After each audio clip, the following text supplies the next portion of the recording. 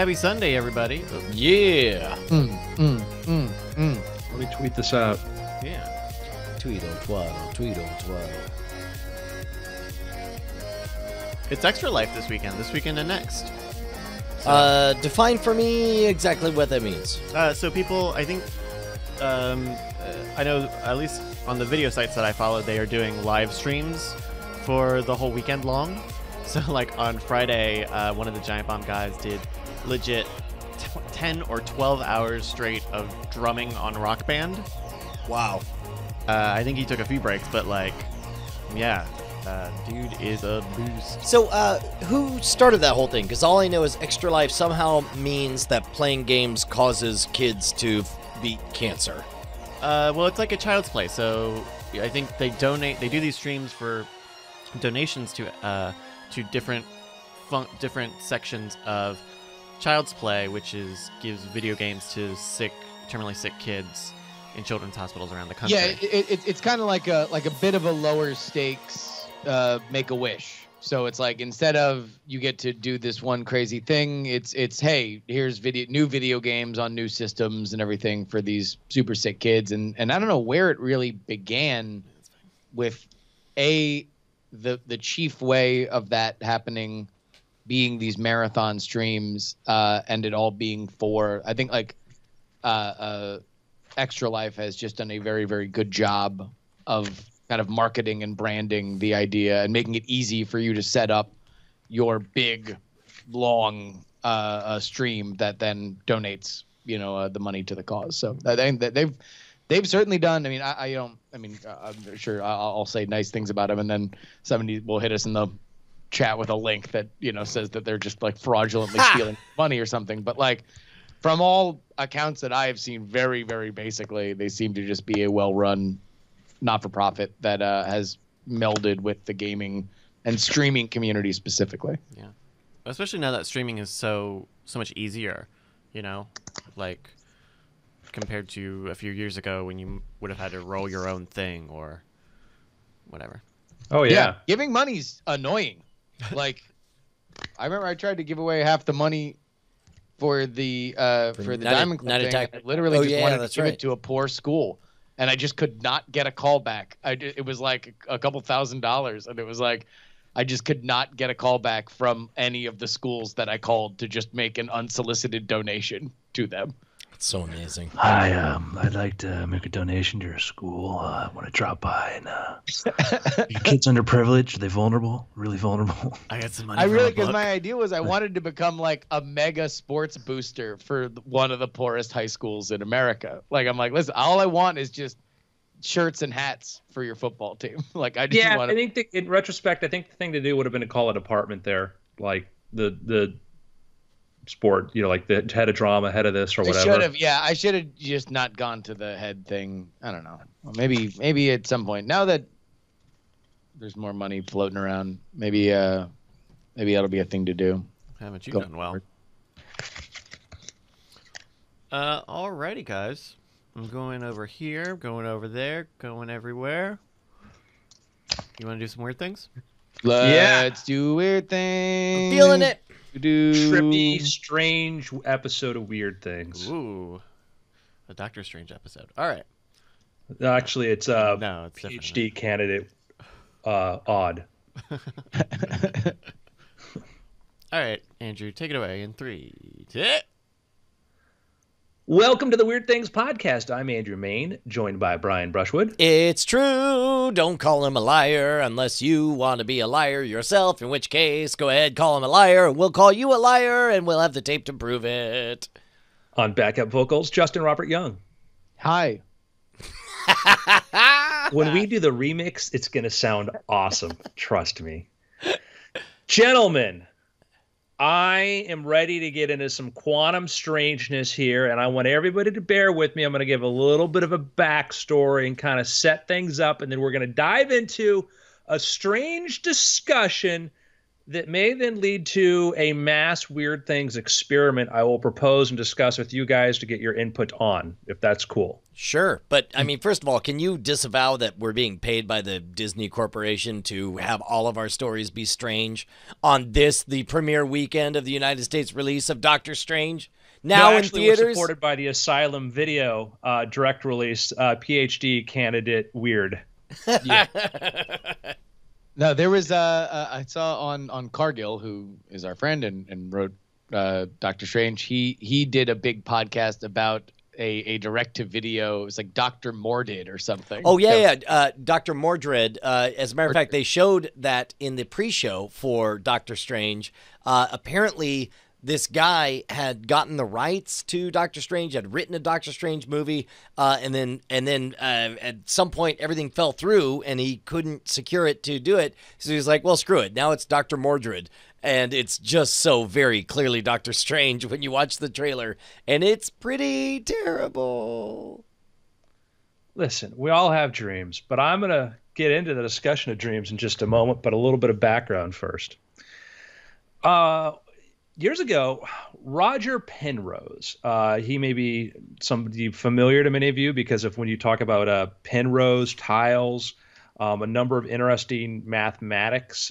He's a mathematician, mathematical physicist, a very, very brilliant guy, but known for some sort of controversial and interesting theories and stuff.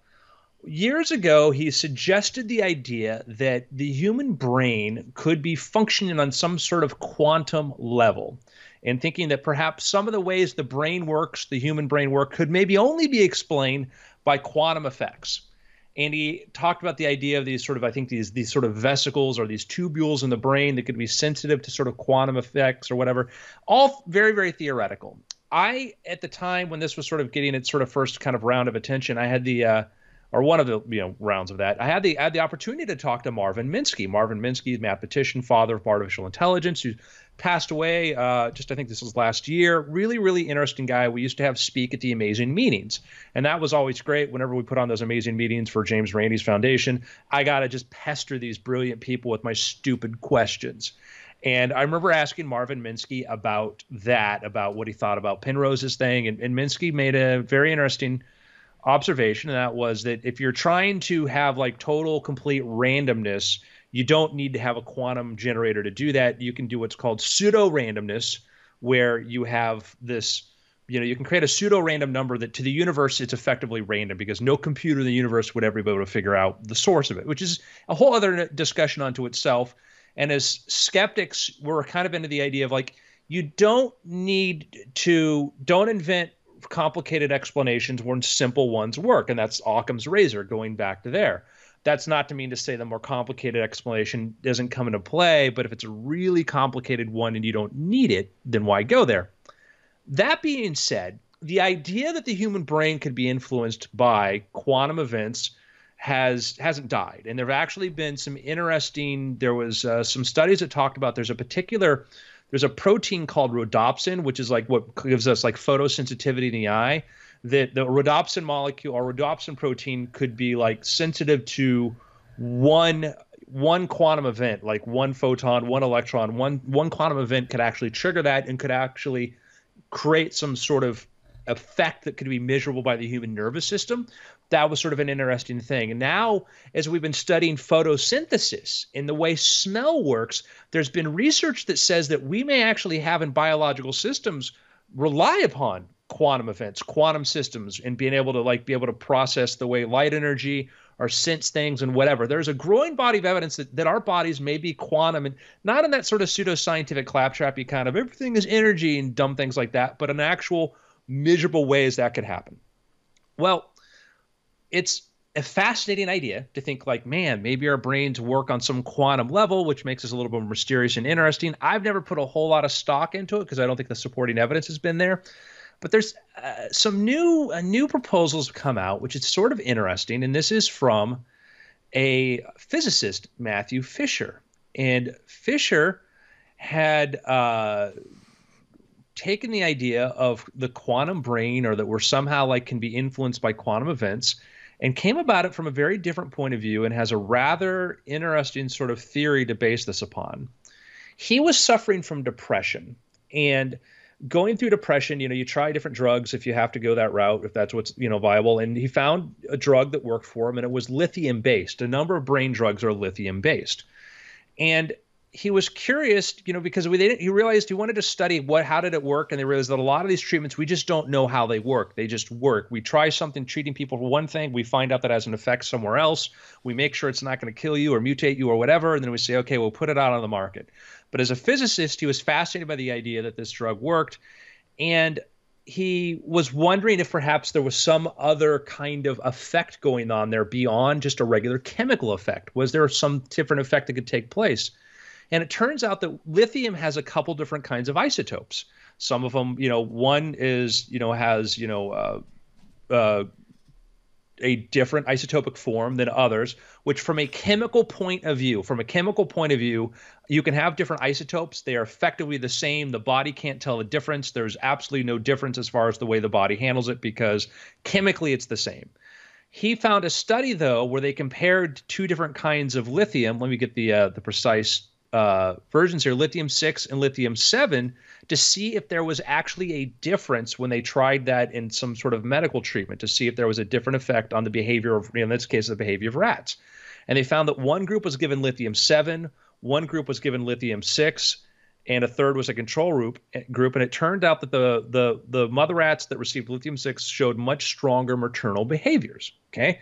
So what this was is it showed that there was some sort of property that took place, even though this is supposed to be chemically the same, and it would behave differently on effectively a quantum level. Now, this study, to my knowledge, not been replicated. This study could be totally bogus or whatever. There could be other experimental error or something like that. But if it's true, it's a very, very interesting thing because it says that this thing worked not just because it was lithium, because the isotopic version of lithium was different. And so this led him into the idea of maybe there is some sort of quantum effect taking place in the brain. He started elaborating from there, thinking about what kind of mechanisms would have to come into play, and has now built up his own theory as to how our brains may actually really be influenced and work. Our processing, our cognition could function on some sort of quantum level, which is what I would bring you up to here now. Came and is a fringe. We're talking about, well, there's a study here that said this, and based upon this, there's so many reasons why this could go astray. But the implications for this are fascinating because it means that we take brains out of just being these sort of very systems that we can reduce to a chemical and a regular sort of understanding from how normal biology works, and it puts them into the realm of physics and quantum entanglement and qubits and other sort of things. Man, okay, lots to parse here. Yes. The first thing is that I think when you read this kind of study, it's very, very tempting, and it sounds like the author of the study certainly has dived down the rabbit hole, here's what we know. There exists one study in which the idea that isotopes of a certain chemical instead of the chemical itself yields different behavioral results, right? That's all we know. So we still have to have it replicated. We still have to have other people verify it. We have to try all different kinds of derivations of this idea to see if it actually does anything. But, of course, that doesn't keep minds from wandering, and all of a sudden it's like, well, let me make up a theory of how quantum effects, shape the mind or whatever. But having said all of that, I don't know that there's any reason to discount this because these are factually different molecules going into a biological system that verifiable, and to announce that surprise, you get slightly different results out of those chemicals going in. That's not the craziest thing either. I mean, it is from a chemistry point of view. It is. You should not be able to know that. I mean, you would. It's in a biological systems. They're supposed to function exactly the same. The only way you would have any sort of difference is if there was some sort of other like quantum thing going on, because chemically they behave exactly the same. Sure. I guess my point is, just as there is a gap between Newtonian physics and quantum physics, now it may be that we are discovering in biological chemistry a gap between this kind of lithium isotope versus traditional lithium or whatever. And again, I'm just sort of seeding all that ground and just saying, let's say all of that is true. What does that mean? All of this strikes me, and forgive me if I'm just, demonizing unfairly, because I might be. And part of it is my annoyance because quantum, like the brain is a complicated critter, and there's a lot we don't understand about it. And there's a lot we don't understand about quantum physics. And so every pseudoscientific hack just wants to say, well, here's one thing I don't understand and another thing I don't understand. Let's say the two are under the same umbrella or whatever. And it's very hard to let go of the prejudice associated with all that.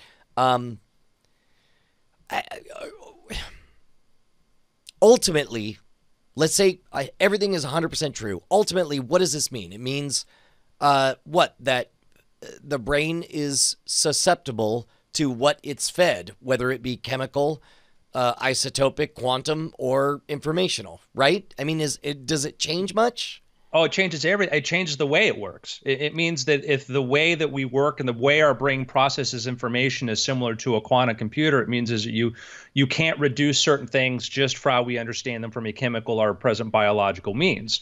Is that you try to replicate the systems, you won't be able to, because the thing you don't think is important is actually absolutely critically important, and that it's are trying to understand. It's a whole other view of brain science. It changes fundamentally the idea of it just being this neurons do this, whatever, because he gets into talking about trying to figure out there is a lot of ifs and nuts. And if you ask me to bet money on whether or not I think this is true, I'm going to say no, I don't. I don't think it's true. Well, I guess just so we keep in the same clubhouse. So because you're right, that would be huge because it would fundamentally change the way we understand the way the brain works. But in terms of, right now, if I asked, why'd you punch that giraffe? You're going to say, anything from, I don't know, a giraffe beat my mom up once to I don't know, I didn't have breakfast this morning to, I don't know, this guy, offered me $100 if I'd punch a giraffe. There's like causality. There's a reason you did a thing, right? I guess what I'm getting at is the reductionist view of the universe, the idea of causality, the idea that that we do things because of reasons that exist. And this is always the part where when I ask whether or not free will is an illusion, everybody goes to quantum and says, well, quantum, it's totally random. You can't possibly predict, reasons, it's indefinable or whatever. But to me, that doesn't solve anything because either you punched that giraffe because you had a very good reason, or you did it because the quantum dice rolled this way and told you needed to punch a giraffe. Either way, free will is still an illusion. Well, but Brian, I mean, if we were to have a discussion about free will, we've got to parse several things. We got to start with what we mean by that. We'd have to parse so many different things before we even get to an answer what that is. And we will probably diverge before we even get there on what our explanations for what those things are. Sure, totally agreed. And by the way, I apologize that this is the first place that I'm going. I know this is not the core focus of this study, but it does just, it seems like again and again, and I find myself in discussions about what constitutes, this idea of that who is the you that's in charge of you. Yeah, I mean, I guess we have one of the biggest problems we have to deal with, and one of the underlying problems of every civilization deals with is mental illness. Mental illness is when you talk about chronic homelessness, drug abuse, and a lot of other things, these things come down to very often mental illness problems. And we are very ineffective at trying to treat these things. We found some things in people who have depression or imbalances. We found like lithium, some things like that work. Some things kind of help a little bit, but we still don't know. And that's been it's been troubling. But if you all of a sudden say, hey, there's an entirely new part of how the brain works that we have been unaware of and we've ignored that could affect us dramatically. It has a fundamental change. And when it comes to, regardless of the actions of free will or whatever, we know that people who make good decisions and people make bad decisions, their brains work differently. There are things at play that are very different than that. People who are, give obsessive compulsive behaviors, people prone to schizophrenia, other things like that. There are physical things that we say, okay, we can see there's a difference there. We don't know how to change that or affect that. That has short-term, this could have implications there. This could have dramatic implications there. I mean, again, if it's true, and that's the whole purpose of this podcast, is we're going to say, hey, let's follow this thread all the way through. When normally a skeptic would be like, bullshit, we want more proof. Let's be like, well, if this, then what? And I think it's a without even getting to like, free will or systems like that. There are, and this isn't even like the really crazy part that I want to get to, but we don't know. Well, then what's the crazy part then?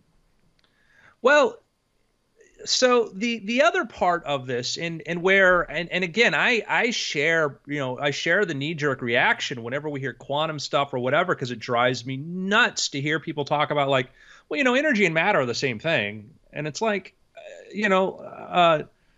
toilet bowl cleaner and Skittles are the same thing. Then which one do you want to eat?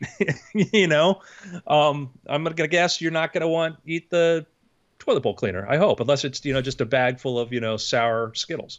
So point is that we get frustrated by these discussions with people who have kind of low information points of view on this and sort of these equivalencies. That being said, if we're going to just temporarily step into a window here, is step through the window and embrace some of this crazier stuff, the crazier idea of, let's say the brain is quantum in some effect, and it can be sensitive to stuff. And then if we get into the idea of like, there are quantum universes out there, what happens when you have two brains that are very, very similar? Is the brain able to do these sort of weird sort of, collapsing sort of wave functions and try to do, build up its sort of models? So we talk about how a way the brain works is we sort of build up this model of how we think things will be. And then as evidence does, we talk about collapsing wave functions and stuff. It just opens up other discussions.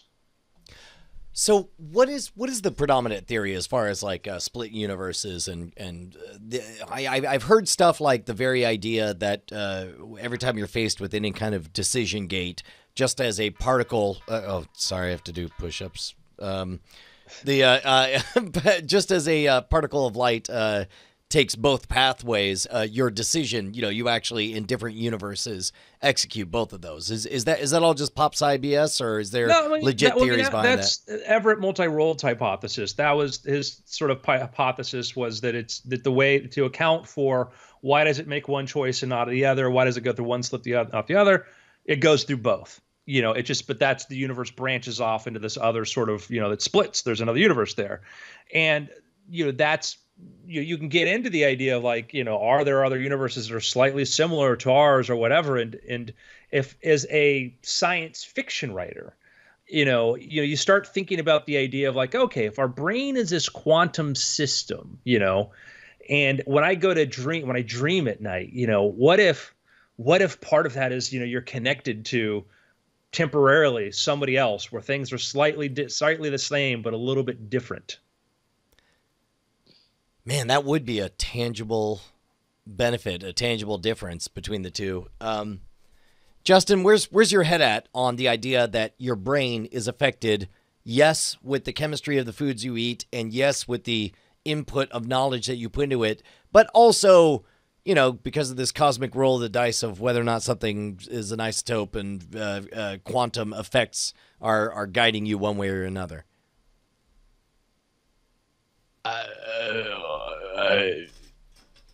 You got any gum? I don't even really know where to even start with something like this, because the brain, as I understand it, certainly is something that is very complicated, and something that I do not personally know enough of how it works to say, well, this is totally off the reservation crazy. I mean, the idea that what would my first question would be, if it were tomorrow proven to be true that these theories are correct, is really the question of like, how we understand brains, both their treatment through therapy or through surgery. Like, how were we doing damage? How will we need to change things going forward? Yeah.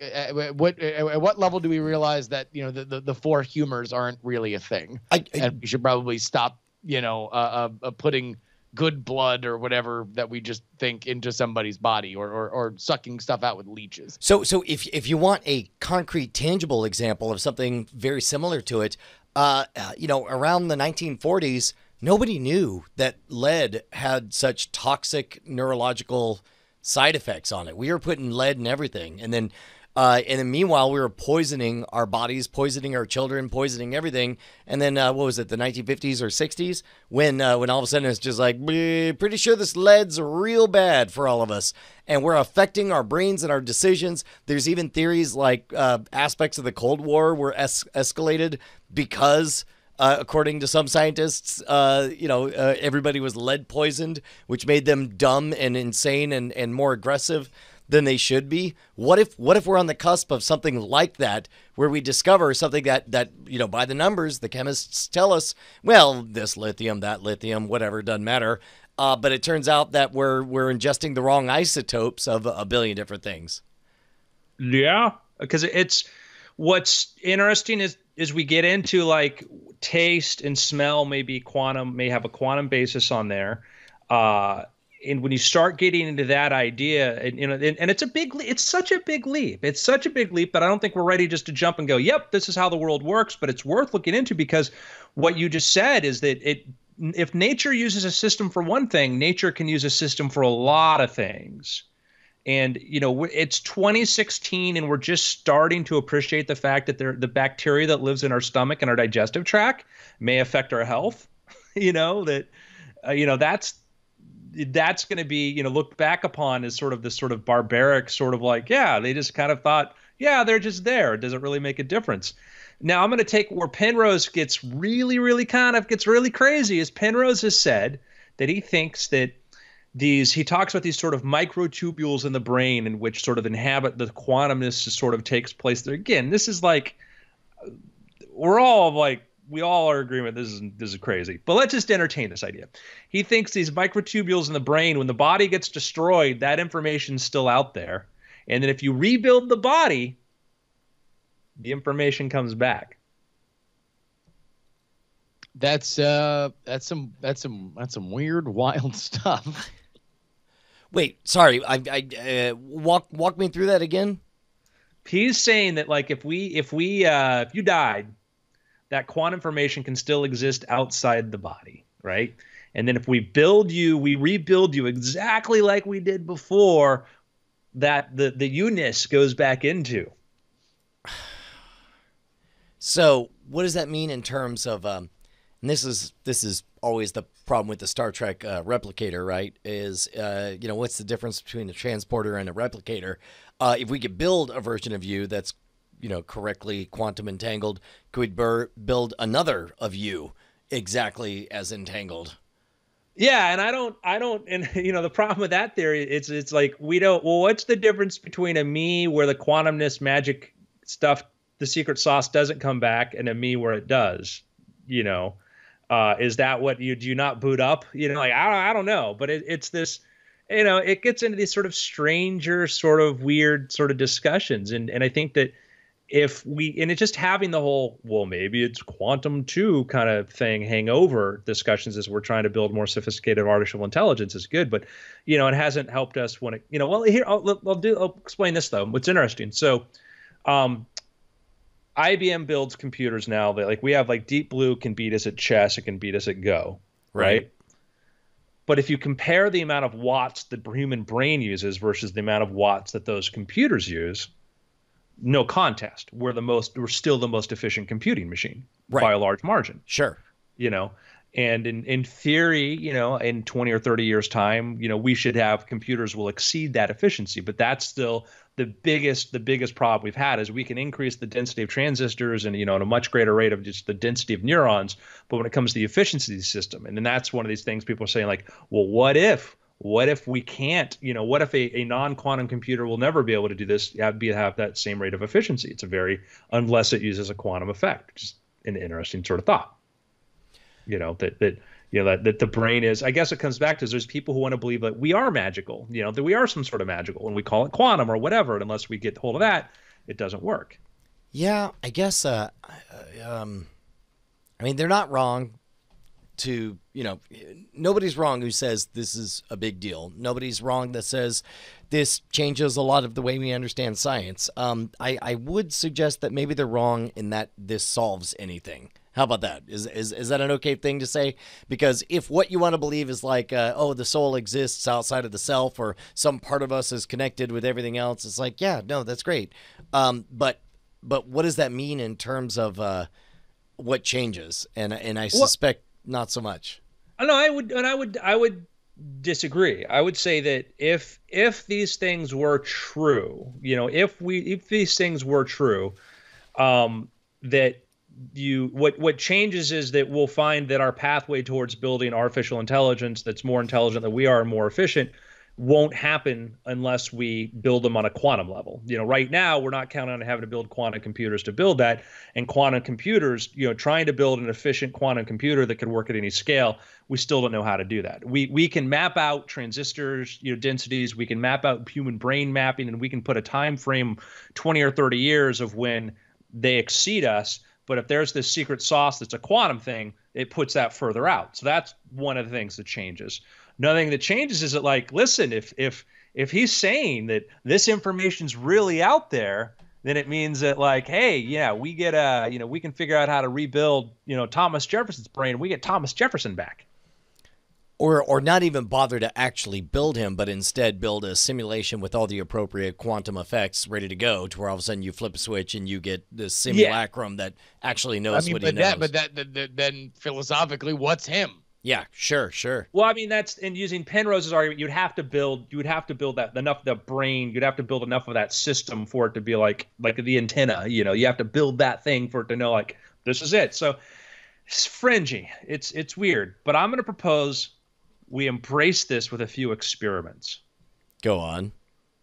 I want our listeners, I would love to hear some stories of people who've had dreams where they're in like a parallel life. Things were similar but different, but it felt like, hey, this felt like a sort of a somewhat similar sort of life, very, very extremely realistic, but there was something different about it, okay? And if you have a dream like that, you're in a dream like that, I want you to tell us, hey, like, it's very hard to read things in dreams. It's very hard to do certain things in dreams because that part of our brain is, shut off, which is why, it's really not a quantum event. It's just the way our brain works. But pretending that's not true. Right. Find something different. Can you find, like, are there different movies in your Netflix queue? Different songs, different stories, different stuff.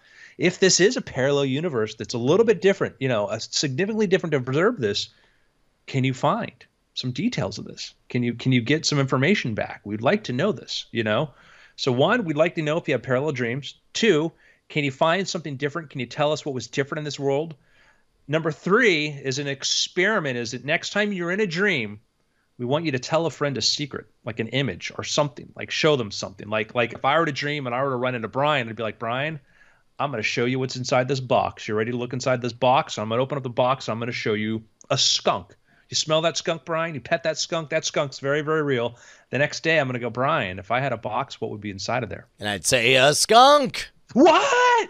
Now, of course, this is not scientific. This is absolutely, remember, I spent years developing actual, like, how do you test for psychic power sort of stuff. This does not count as that. This is not this. This is a way for us to get some interesting stories, and look at it from that. But I thought it might be kind of fun to try to do that.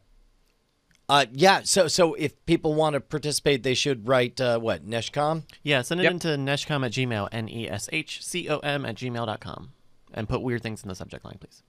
Yeah. Gentlemen, the world is weird. It's very, very, very weird. Damn straight. Yeah. Only getting weirder. In order to keep track of all this, stay that way.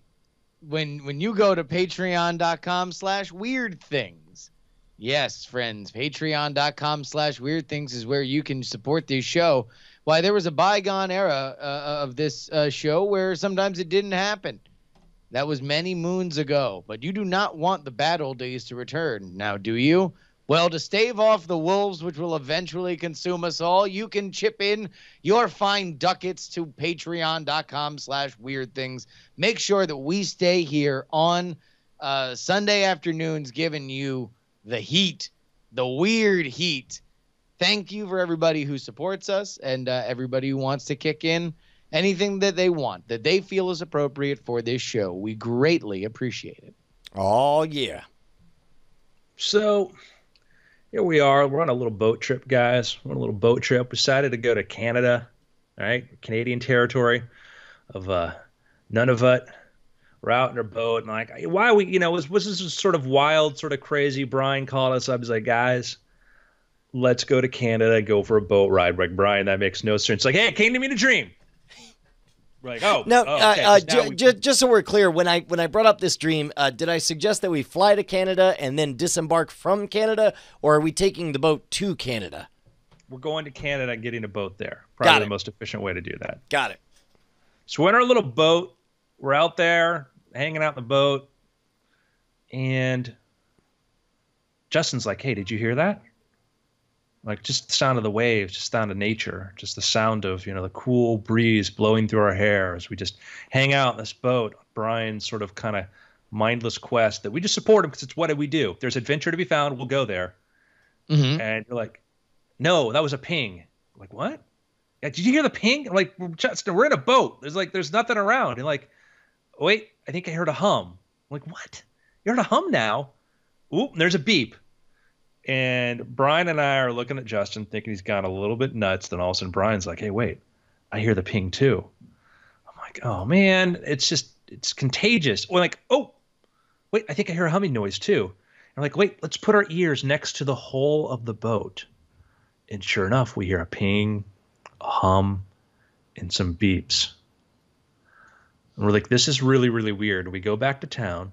We tell some people like, hey, we're out there in the Fury and Helka Strait, and we heard these, we're about 75 miles northwest of the hamlet of Igloolik, and we heard these noises. They're like, yeah, we've been hearing these noises too.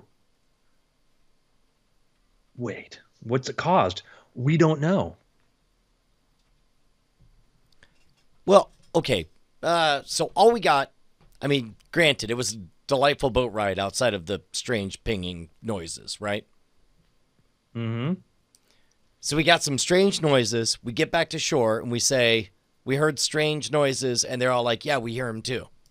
Yeah. Well, I don't even know what's so weird about this. Like, there's weird stuff going on underwater all the time. Probably some crazy robot got lost what fell in the water, and now it's just yelling for help and will forever. Like, what's the big deal? Well, turns out we're like, hey, well, the big deal is there's strange noises. Where are they coming from? Maybe you'd say it's just Ray Robot because, they're just all over the place. So it is Canada, after all. We call the CDND, the Canadian Department of National Defense, and they're like, yeah, we're investigating it, and they sent out a surveillance plane to check it out from above. And, they're out there for a whole hour and a half and they didn't hear anything. So it kind of comes and goes then? What's that? So now we can assume that these noises come and go. Yeah, apparently they come and go. All right. Well, number one, let's make some money on this. We got to walk in Jaws style and just be like, well, good thing we showed up here. It'll be X amount of money to catch it and Y amount of money to kill it. Let's pony up, boys. You want to get it done before Memorial Day. So it's one of these, their mysterious C4 things are kind of fascinating to me. Yeah. And do anybody want to jump in with theories, robot, or just want me to keep going? No, so I would say, I mean, probably the scariest would be some kind of mine or something, right? Like just some weird explosive thing that is down below and is beeping for a reason so people could find it or something, but is long forgotten and could do us harm. Otherwise, I would guess maybe some sort of, a marine biological survey equipment or something like that. Like those would probably be my most benign and my most terrifying guesses. And this is to be clear, like if and I hate to put you on the spot, but could you do an impression of what the sound sounds like? All I know is they say ping, hum, beep. Okay. Because I was gonna, to be honest, I'm gonna put my money on some kind of geological phenomenon, whether it's a certain settling of stuff. That was like, there have been some, like, was it the big bloop or one of those weather, the big sort of, there have been these sort of mysterious sounds that we've heard from the ocean. And then that's what it tends to be, that often it can be icebergs calving. It can be underground geothermal things, but I'll throw out my theory on this. without knowing much about the actual area there. But yeah, I don't think the Canadian military is responsible, but maybe the U.S. or Russian subs. It could be just submarine maneuvers. Oh, that's a really good point because, of course, neither country would have any reason to tell Canada that they're off the coast. But of course, that tactically would make sense for both. Yeah, and as we try to explore these, we're constantly sending things through, doing maneuvers and things like that, and testing patrols. So they wouldn't tell us. One of the big things is. Oh, by the way, one of my friends now is the guy whose father did Project Blue Book, which is interesting. What? Yeah, Hynek's son, Paul Hynek. But what's interesting too is that like we did a lot of things to do surveillance, like pre spy satellite or being able to throw those things up there. One of the things is we know that like. Roswell was this, balloon train designed to listen in on the Soviets for atomic bombs. Was the idea if you put something in the upper atmosphere, that sound conducts its way all the way through the upper parts of the thermosphere or the troposphere. Another thing that we did that the Russians, we know this is a knowledge thing we did, and it really irritated the Russians, was what would you do if you wanted to get, let's say, photos and stuff of Russian military bases? I mean, you'd send over balloons or satellites or planes. We sent balloons over. Yeah. We would actually put cameras on balloons and just fly them over the Soviet Union, catching the right wind stream.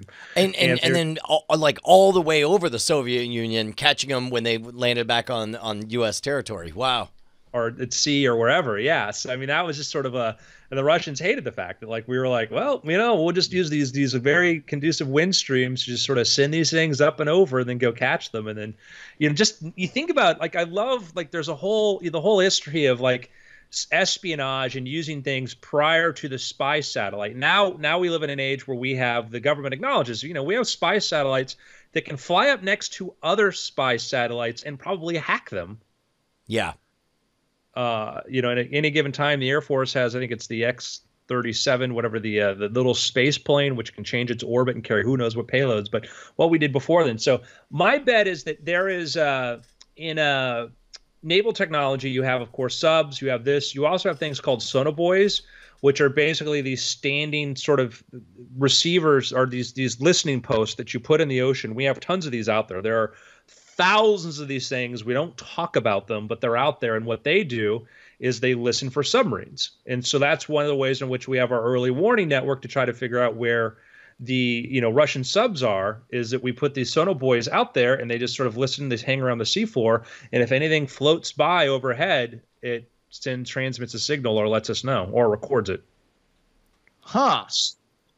So if you are the American or Russian military and you see these stories, are you like, God damn it, Steve, what did I tell you about screwing around off the coast of Ontario? Ha! Yep.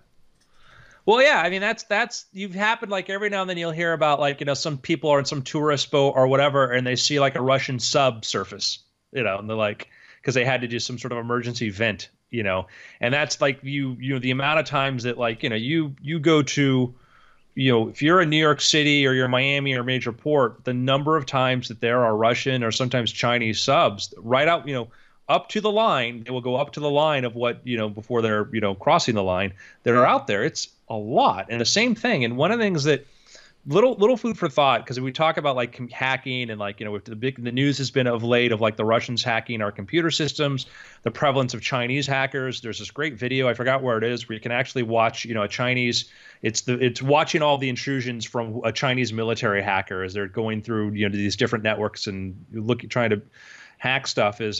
I had a conversation with somebody. I said, yeah, the thing that we don't hear about, the thing that does not get discussed, it's like we need to be super vigilant, obviously all this, but don't worry too much, because the story that's not in the headlines should make you feel slightly better.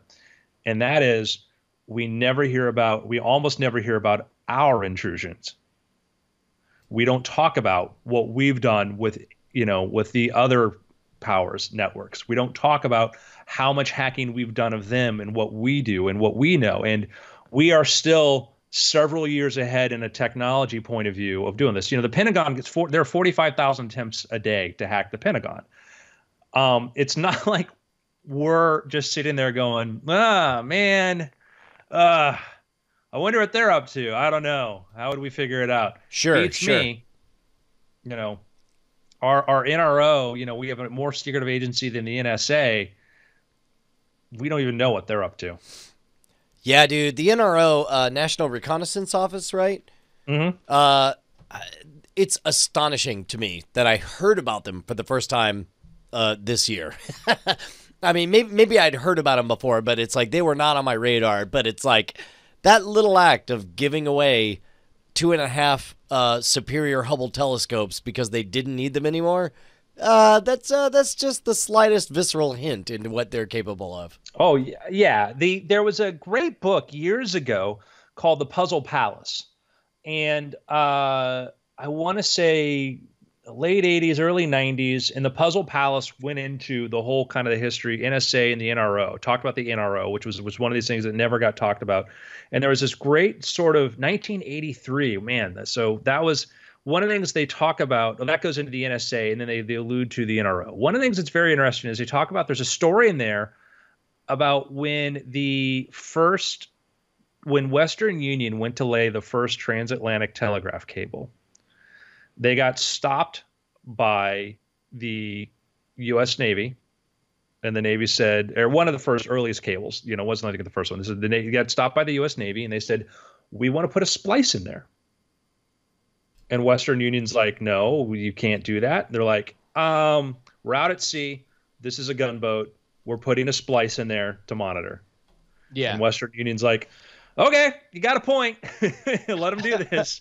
And there was a point where, Puzzle Palace gets, again, this is the 80s, it gets into there was a point at which every single bit of telephone traffic coming from, the Pacific went through one exchange in San Francisco, went to one floor of AT&T had a floor there. There was a floor above that floor that was owned by the government. Then the next floor was AT&T. And that was of course. Yeah. Yeah. And that's where that was 30, 40 years ago, and it goes into sort of the whole history of this thing. And one of the things that we had was Project Echelon, which was this project of which we were trying to, how are we monitoring communications in the United States of citizens. And the way Project Echelon worked, because Congress had said, mandate said that, they forbid the U.S. government from doing this. You're not allowed to monitor, domestic traffic or whatever. The CIA is like, well, we want to do this to some extent, which obviously didn't help when, and this is years before 9/11. What Project Echelon did was there was a military base somewhere in Virginia or somewhere like that. And they had a division there that was manned by British military. And then in Britain, there was a similar sort of facility with American authorities. And so we had the British monitor these communications so that we were not in violation of our agreement.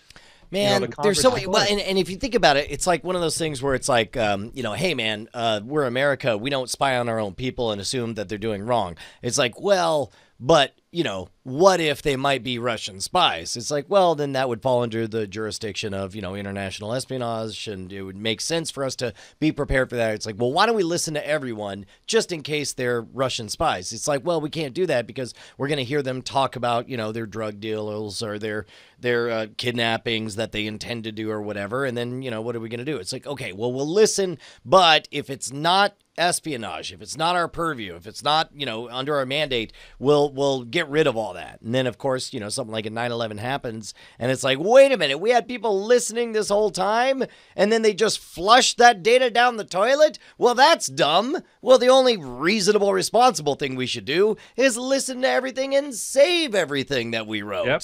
And this is how it begins. Well, I mean, it began 100 years ago. I mean, it's exactly the point is that we were very, in the abstract, we're like, no, we shouldn't do this. We'll do this. We won't intervene. We won't, CIA can't do this because of this, whatever, can't operate domestically, whatever. Okay. And then exactly as you said, why didn't you do this? Well, you told us not to. Yeah, but we didn't mean in this case. It's like, yeah. Well, okay. It's just the burden of knowledge, right? And where do we draw those lines, and where do we as a populace feel comfortable of another organized, highly efficient body looking into stuff? Like, it's just it's so weird what those lines are in abstract as compared to we want to preserve these relationships, but What if it would stop 9/11? What's 9/11? Oh, it's this horrifying thing. Oh my God, that's crazy. Yes, of course, stop 9/11 by any means necessary. Yeah, it's frustrating. I think that the big argument always comes down to me, like the deciding factor is it's not so great. It's you need to have, you need to have oversight. You need to have a body that's not rubber stamp oversight. You need to have some sort of legal sort of system in place. There's a difference between there's big news in the late about these prosecutor subpoenas, state prosecutors issuing the subpoenas, which was previously something that was sort of like only judges could do. And now you have these prosecutors saying, we want you to turn over all this sort of stuff. And it's like, well, what's the legal framework for that? You're basically going to look for anything to go after me with. And if you don't, normally you have to go to a judge and say, here's our credible evidence to do that. And, there's checks and balances are a good thing. I know it's kind of crazy talk, but very crazy talk. Yeah, it's one of the biggest things that I think came out after 9/11 was so much of how the complicated and certainly in the case of 9/11 damaging relationship that those intelligence agencies have with each other. And I think that part of it is when you mix that kind of highly competitive professionalism with the kind of information that you're talking about, and it's hard to even, so, all right, so they're competitive with each other and they want to make sure that they would love nothing more than to call shenanigans on one of the other internal organizations for overstepping their bounds. But then, when does that become destructive? When does that become counterproductive? True. But you know what is productive? What's that? Well, I mean, up until Brian got himself killed. Yeah, by the way, my ghost is having a blast. It's floating all around. No, you're not dead. You would just whoever shot you. I'm blindfolded, but I'm suspecting that they did it because you wouldn't stop yelling. But then it was revealed that maybe you were just in limbo. I don't know if I'm actually dead or not, but I certainly think I'm dead, and I'm having a great time. Totally dead. So last time on Journey Quest, Justin and Brian got renditioned by some sort of secretive medical facility that Justin, the eternal optimist, thought it was a great idea to flag down the black helicopter that had already murdered one group of people in front of him and flame-torched them. Justin, the black helicopters were getting us anyway. We were at a dead end with a bunch of children, of sick kids. Justin, I used to be like you, alive, sensitive about decisions I made. I'm not listening to dead ass Brian, this dumb ghost. I'm not even gonna do it. So number one, I feel it was a gamble and it didn't pay off, and now all those kids are dead, and I feel bad about that. But I'm just tired of taking crap because Brian's idea was to hide in the desert and hold up little Wile E. Coyote signs to make fun of me while he hid behind a bush with no food and no water and no transportation. So congratulations. That was the other brilliant scheme. I want to do a series called Time Travels with Justin, It's 1939. We're walking through a Polish neighborhood. It looks kind of rough. I'm like, dude, this is kind of sketchy. I don't know what we need to do. And we hear boot steps, and Justin's like, oh, look at those gentlemen over there in the nice uniforms and the armbands. Let's go talk to them. Come on.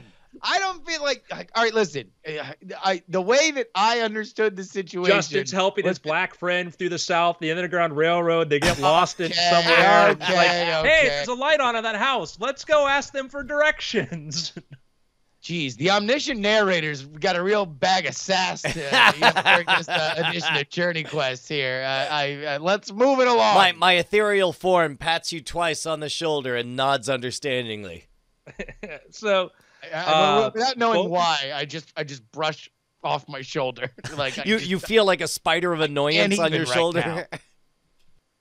So you guys have been there. You put inside of these body pouches. You're inside of some sort of room. You heard perhaps a fan of yours talking to you, and then he wouldn't shut up, and then there was a bullet. Brian decided that he was going to argue vociferously for his rights, and there may have been a gunshot or something, and Brian may be dead. We don't know. Brian could be in some sort of nebulous sort of state. And right now, for those of you who are not watching on our video stream, Brian is in this ghostly, ethereal form. He's sort of there, sort of not there.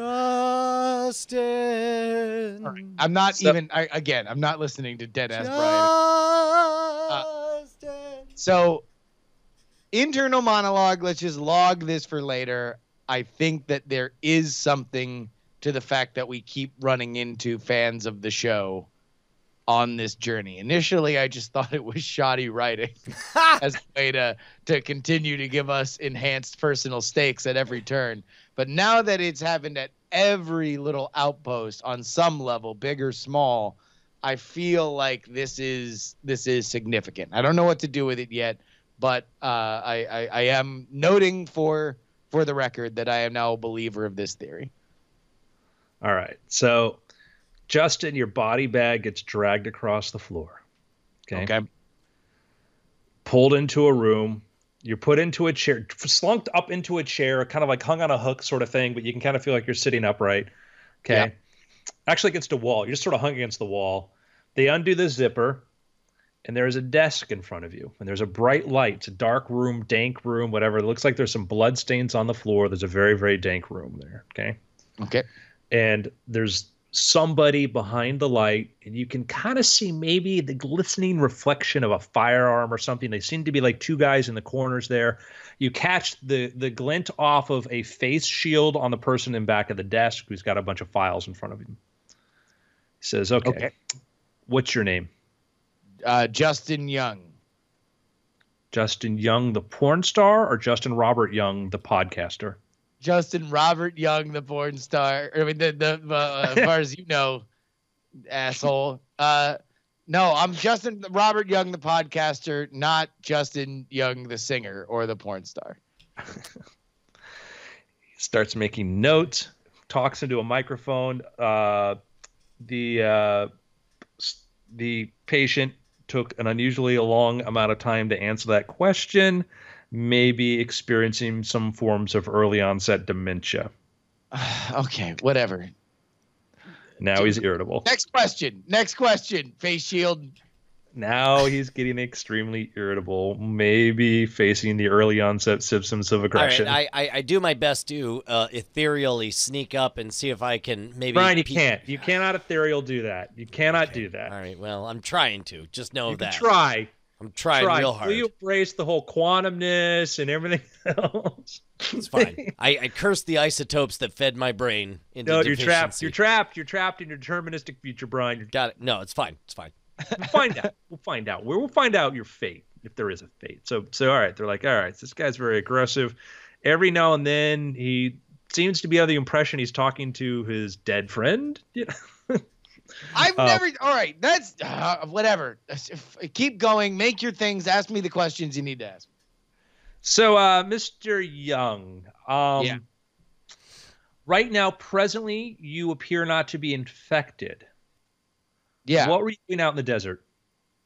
I was trying to make my way to find family and friends from where I met up with other survivors in Texas, and we were making our way west. So those people you met, you knew they were infected, right? The people on the bus? Yes. We had heard that there was a cure, and we were trying to take them there. Could you explain to me, like, cure? So what cure? What cure do you know about a cure? All we know is what a hermit had told us earlier that day, and realizing that the bus was going to be seized by the marauders that you guys killed. We tried to take physical action to find out, assess who they were, and then realizing that they were sick and that we were immune, we wanted to go investigate this cure. Well, we found some syringes in the wreckage of the bus. Could you explain what those were?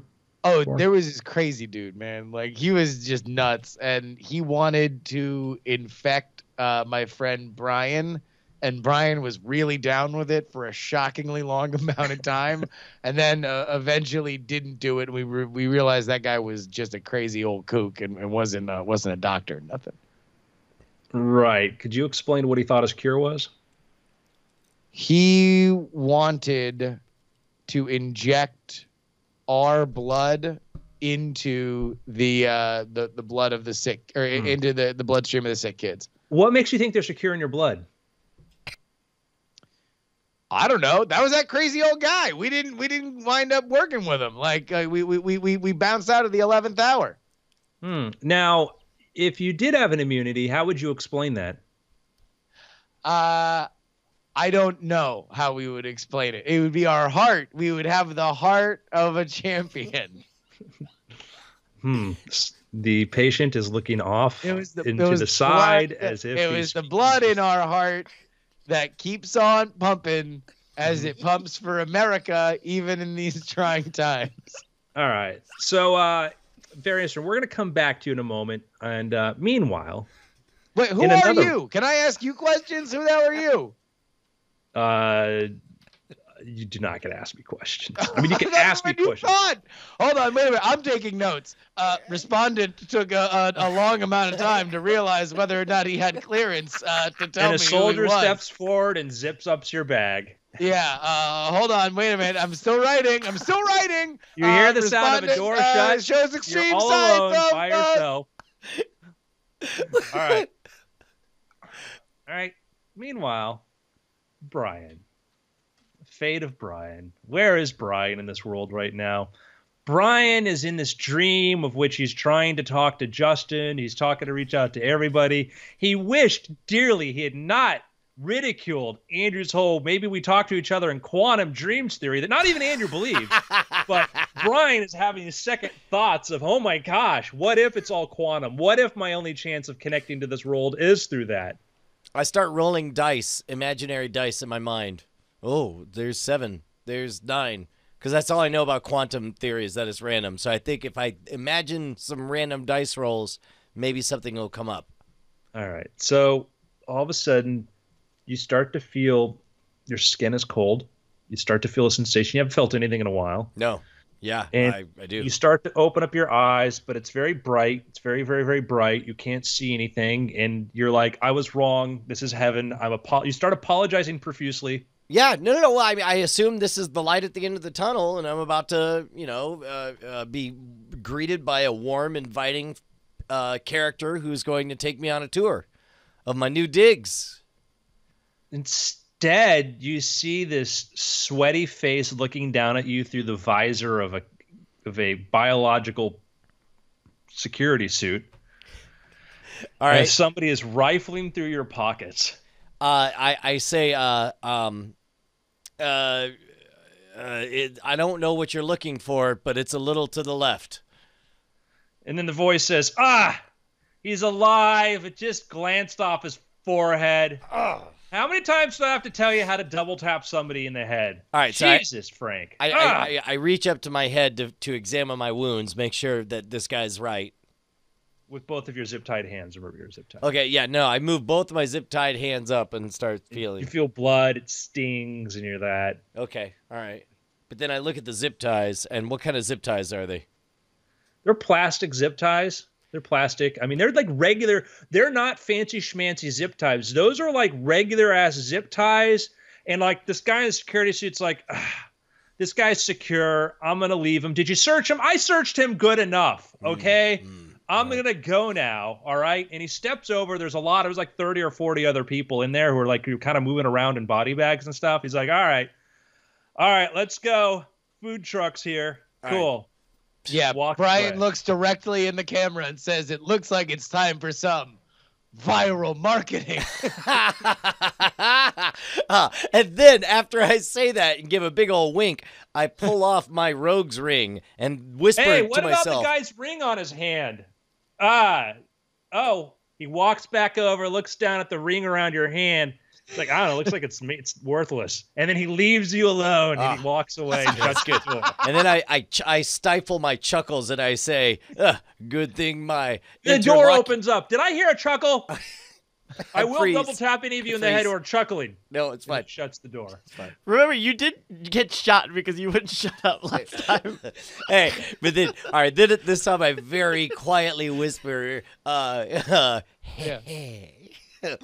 And then I pull off my rogue's ring as I silently thank myself for having the foresight to have visited scamstuff.com, gear for the modern rogue, and I peel out the hidden shim inside of my rogue's ring, and I use the I pause momentarily to think, do I want to use the serrated edge to saw my way through the zip tie, or should I use the shim to shim my way out? I decide to saw. I saw, and the blade goes back and forth, and then finally I escape. And then the door creeps thinking open. the whole time, man, this is the best I've felt since I went to scamstuff.com/products/the-rogues-ring. You hear the door creep open again. I freeze and hold my hands up like they're zip tied still. I heard a sawing noise. Somebody sleeping, stop snoring. Sounded a lot like metal against plastic or nylon. Whoever snores like that, stop. And then the door shuts again. I mutter under And my Brian breath. thinks, you'd have to be asleep to ignore these deals at scamstuff.com. Brian's like, maybe I should have used the shim instead. And so then, so I reassemble my ring and I take a survey of my surroundings. What does the room look like? There's about 30 or 40 other body bags on the ground. But they're all filled with dead people, though, right? I don't know. Are they, Brian? All right, I reach over to the nearest one. I kind of poke it. Does nothing. There's like blood gushing out of that one. That may have been your fan. Okay, so I get out of the bag and I tiptoe in the most comically over-the-top manner, tipping over body over body. Now you hear footsteps coming back down the hall. I real quick lay down and take one of the other bodies and roll it on top of me, and I huddle up underneath. The door opens up and somebody says there's an empty body bag laying in the middle of the ground here. And when did we get the fat one? All right, Is it floating already? I Should I go steal. poke that one with a stick? Because it's like twice the size of another one. I steal my posture, ready to leap forward with leopard-like reflexes should they get too close. You see him. You see his footsteps get closer and closer, and the boots, the doom, doom, and the breathing sound of the ventilator. Yeah, I think this one's bloated. What do I do? Do I just like poke it in the belly or whatever to let the gas out? I'll tell you what you need to do. Tune in next week on Journey Quest. Ah! I'm back in the game, alive. I always knew I was alive. I never accepted that I was dead. Except for the whole part of being a ghost. Yes, but outside of that, Yeah. Listen, Brian, if you're a ghost, you wouldn't be able to do a product plug. that's true. We all know Fair that the point. dead are beyond such mortal things. Hey, can I apply for the James Randi Educational Foundation $1 Million Challenge, even though it's terminated? Because I predict that all three of us are going to make our pick. Doctor Strange. Doctor Strange. I actually have a different pick. Oh, well, let's hear yours first. My pick, because I knew what everybody else was going to pick, and I think we'll have a longer discussion about that.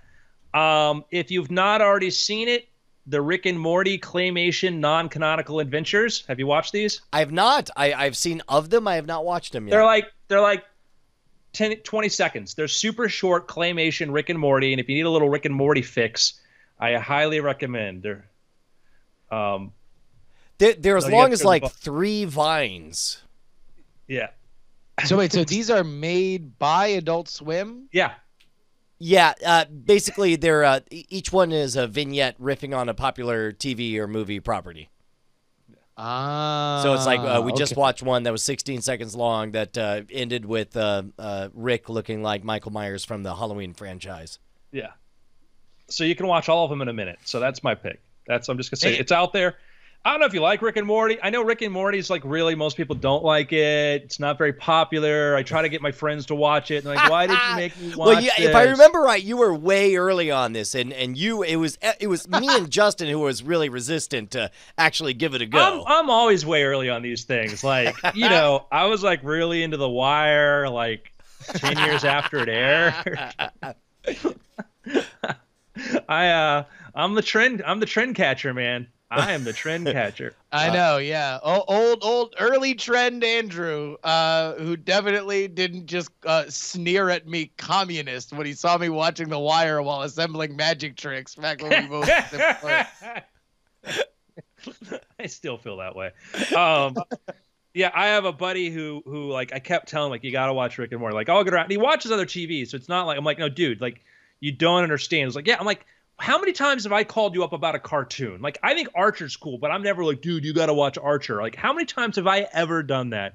Like, he's like, oh, yeah, it's right. And now he's like the biggest Rick and Morty fan in the world. I'm like, yeah, I don't make these recommendations lightly. Yeah, it's a pretty fast hump to get over. You get 3 or 4 episodes in, and I'm going to say any 3 or 4 episodes in any order. Like, I'm going to say, like, at that point, you have acclimated to the idiosyncrasies of the show, and that you're probably all in.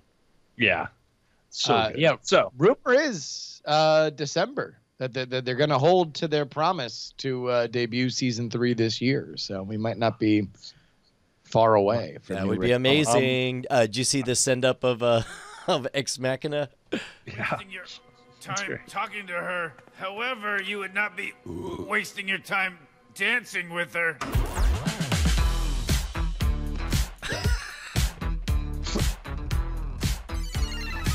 It's amazing. Awesome. All right. I guess that's the end of picks, as I can't think of anything else that's really we want to call people's attention to. I mean, anything at all? You know what? There's this indie movie. I don't know if you heard of it. I went and saw a Q&A with the writer last night at the Alamo Draft House because he lived up the road. I assume they were taking pity on him. But C. Robert Cargill showed up to take questions about his little movie called Doctor Strange. And it was, number one, just a delight to see Cargill again. And Cargill immediately was like, he was like, hey, man, I can't wait to come on the show. Not right now, though. The spotlight, the heat's too hot right now. But as soon as it dies down, I'm going to come back and be on the show with you guys. Because that's the problem. The problem is that he can't come on the show and then not say something that, like, you know, that was his problem, is that he wound up saying something too interesting because he cannot hold himself back from saying interesting things. Yes, exactly. And it wound up with his sad mug in the New York Times apologizing. But I'll tell you what, man, Doctor Strange, I think, is the most fun I've had in a Marvel movie since the Avengers, and before that, maybe the first Iron Man or the third Iron Man. Like it is definitely top 5 Marvel cinematic or movie, Marvel anything not the comic books that I've experienced, full stop. Yeah, I mean, I feel like we're just in a weird place with Marvel movies right now where, like, I feel like we're just getting less actual information out of us ranking our favorite Marvel movies, because at the end of the day, we're just all really excited that these movies keep happening and they continue to delight us and surprise us. So, like, I'm down with what you said, Brian. Like, for me, yeah, it's the most excited I've been at a movie in this genre since Guardians of the Galaxy. I mean,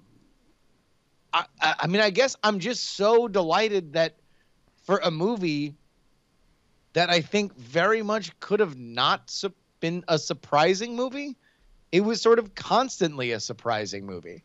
And it constantly kind of delivered on levels that I wasn't expecting it to. And it was just the world building was great. The script, I think, is just so efficient for as much as it moves forward. It is just kind of relentless, which I think is great in a world where magical realism and fantasy and stuff like that can so very often just be ponderous, right? And this movie set up such a great universe. It moved us forward in a lot of these tropes that we've seen elsewhere. You know, we've seen underwritten villain guy. We've seen kind of too thin love interest lady. Like, but yet in this movie, it just felt perfect. Like it just kind of just kept humming along. Like by the end of it, we yet again get to spoiler alert, but shocker, the Marvel movie ends with a town being in peril, if not the entire world. And I'm like, all right, let's see what happens. And then another gigantic, surprising thing happens that is so inventive and fun that I couldn't get enough of it. Yeah, it took a lot of the tropes that we've come to expect from MCU properties, and I feel like it played the game super effectively. It's surprise. The hardest thing for a Marvel movie to do now is to surprise me, and I was surprised several times. I really enjoy. Have you seen it yet, Andrew? I have.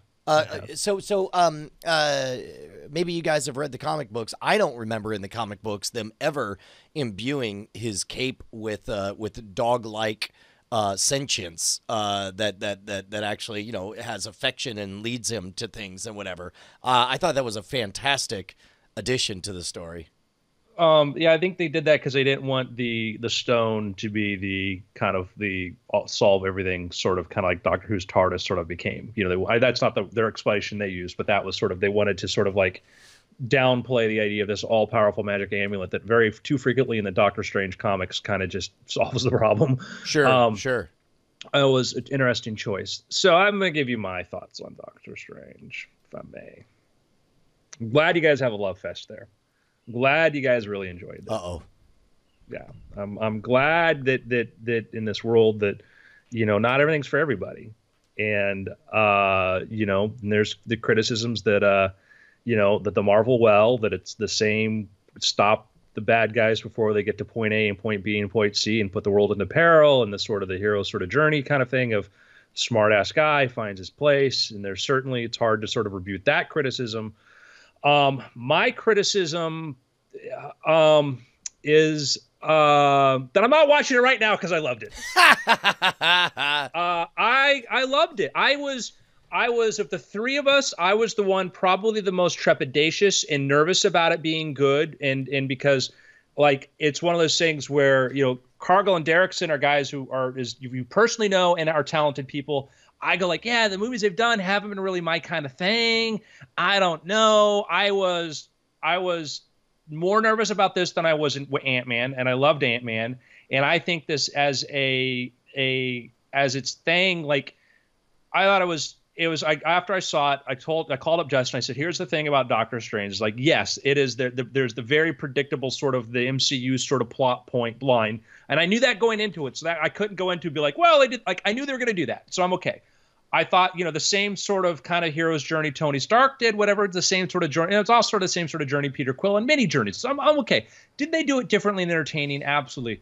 Visually, this is the most amazing superhero movie we have seen. This is visually the stuff that goes on here. My criticism of the first trailer was, well, it looks like a fan trailer made from Batman Begins and Inception. What I did not appreciate and what I did not realize was they were working on way more complicated effects that were not ready for the trailer.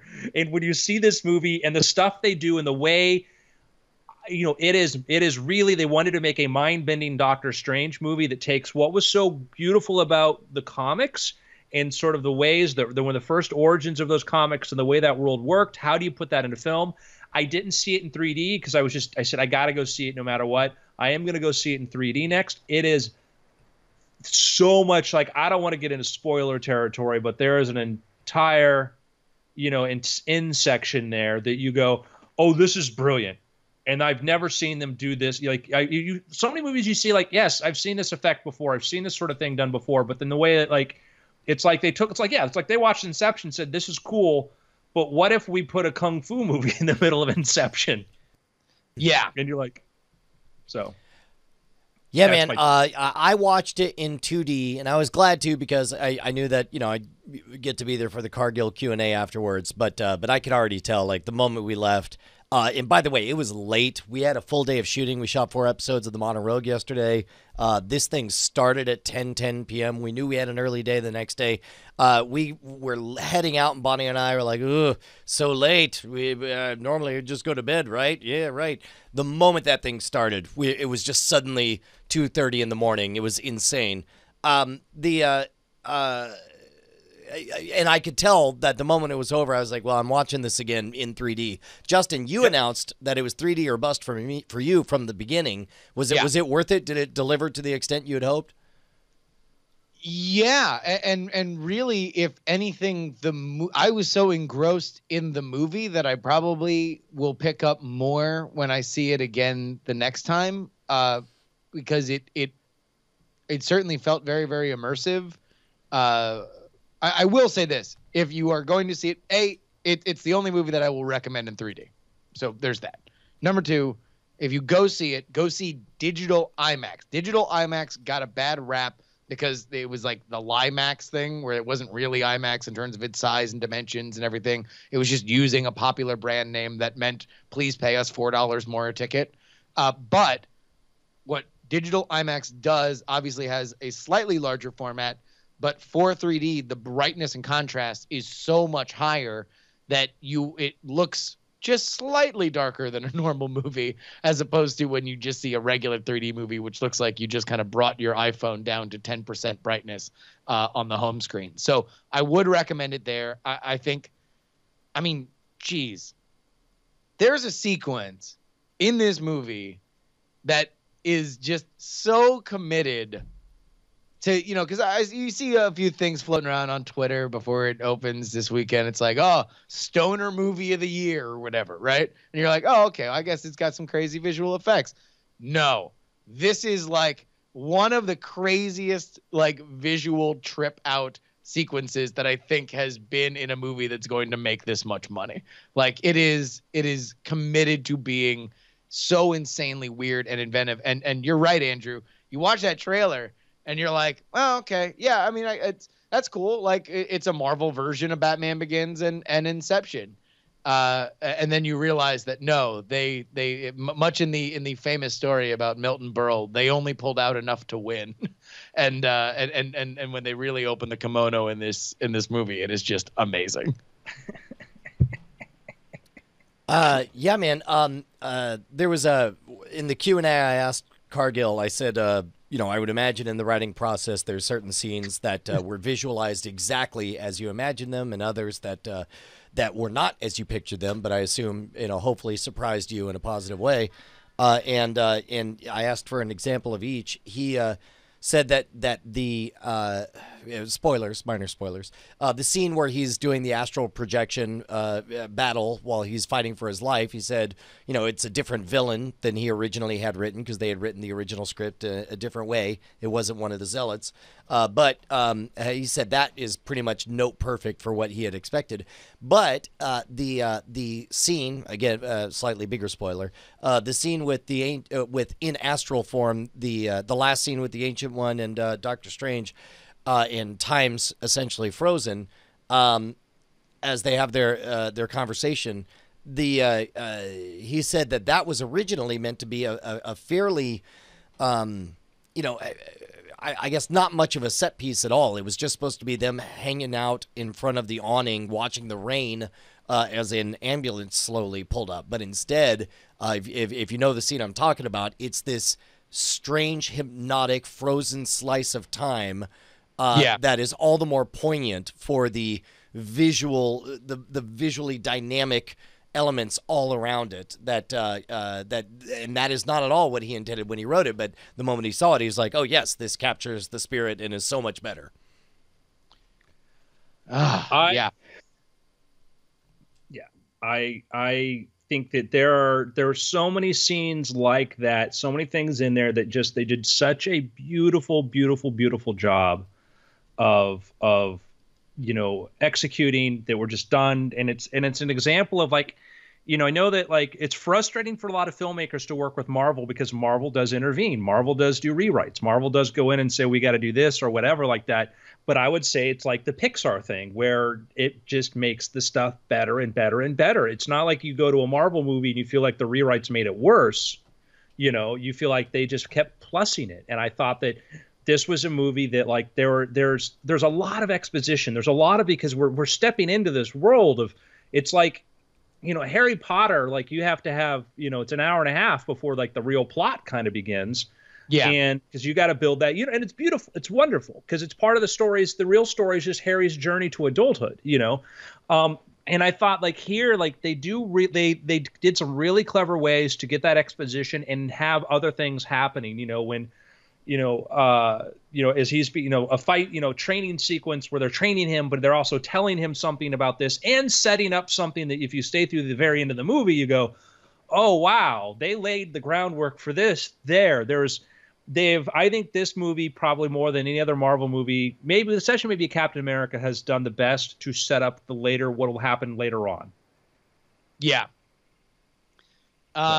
Man, just 5 stars all around. Like, I think there's really not much more beyond just go to see it, because I think if we keep talking, we're just going to start talking about specific moments in the movie, right? Yeah, and how great they were.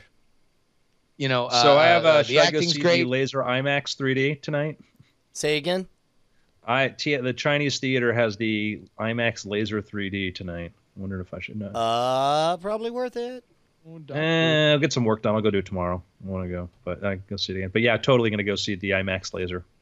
Awesome. Absolutely. Man, can't wait till, it's just this round of Marvel stuff. We wound up going out to dinner with a friend of ours, Ashley and I, and then just wound up watching scenes from Civil War and scenes from The Winter Soldier, and you just realize, like, wow, like this factory, like, there's a reason why it is just making all of the money. And then you see, you see the Guardians 2 trailer on the front of this, and it just gets this gigantic reaction. It's a great little teaser. Oh, we did not get the Guardians 2 teaser. We didn't get any trailers. Yeah. How about that? We did. Oh, we did. Right on. Well, I'll have to go see it again.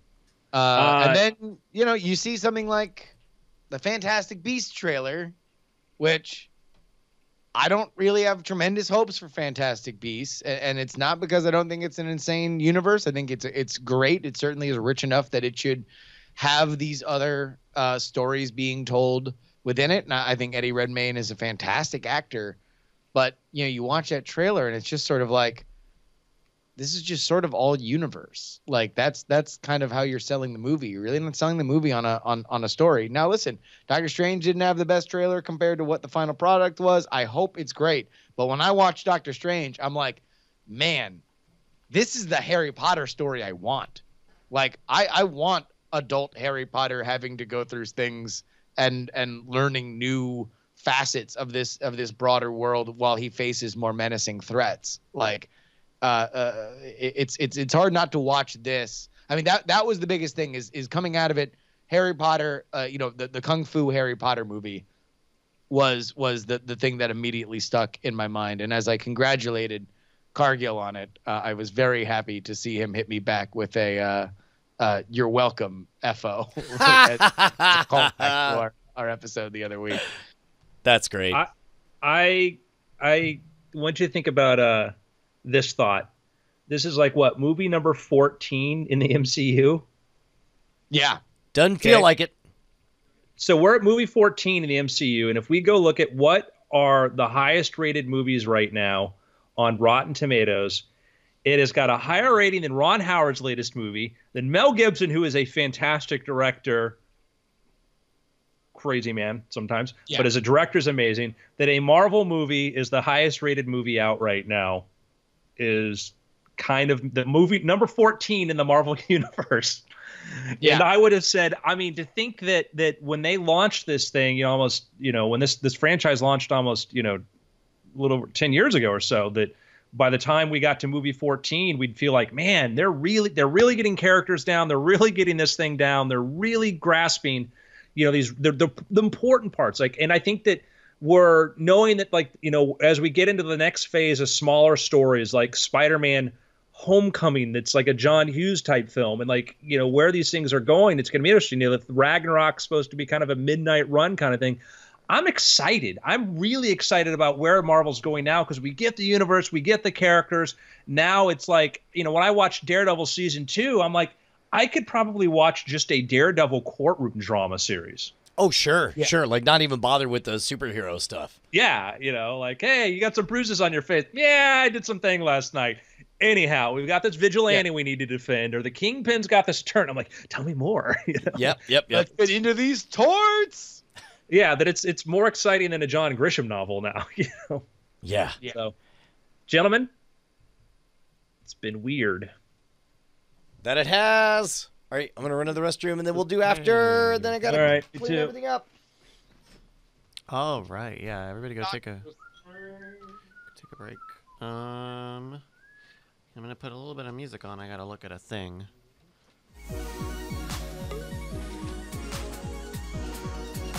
Don't break nothing.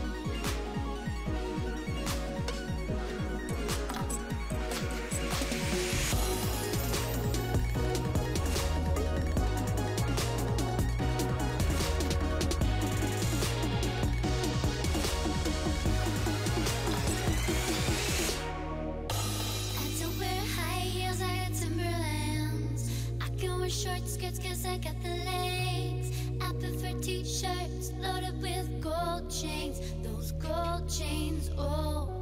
Know my way around, I don't need nobody to tell me what to do. Know exactly what I want. Baby, you can try, but you ain't ever gonna give it to me.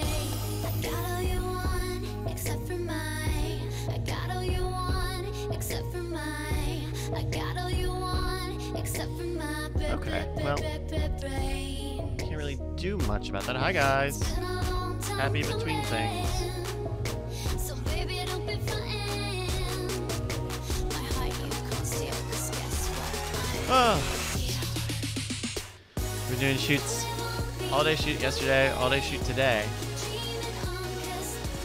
And now Weird Things. Great. Weird Things is at least kind of relaxing, sort of, right?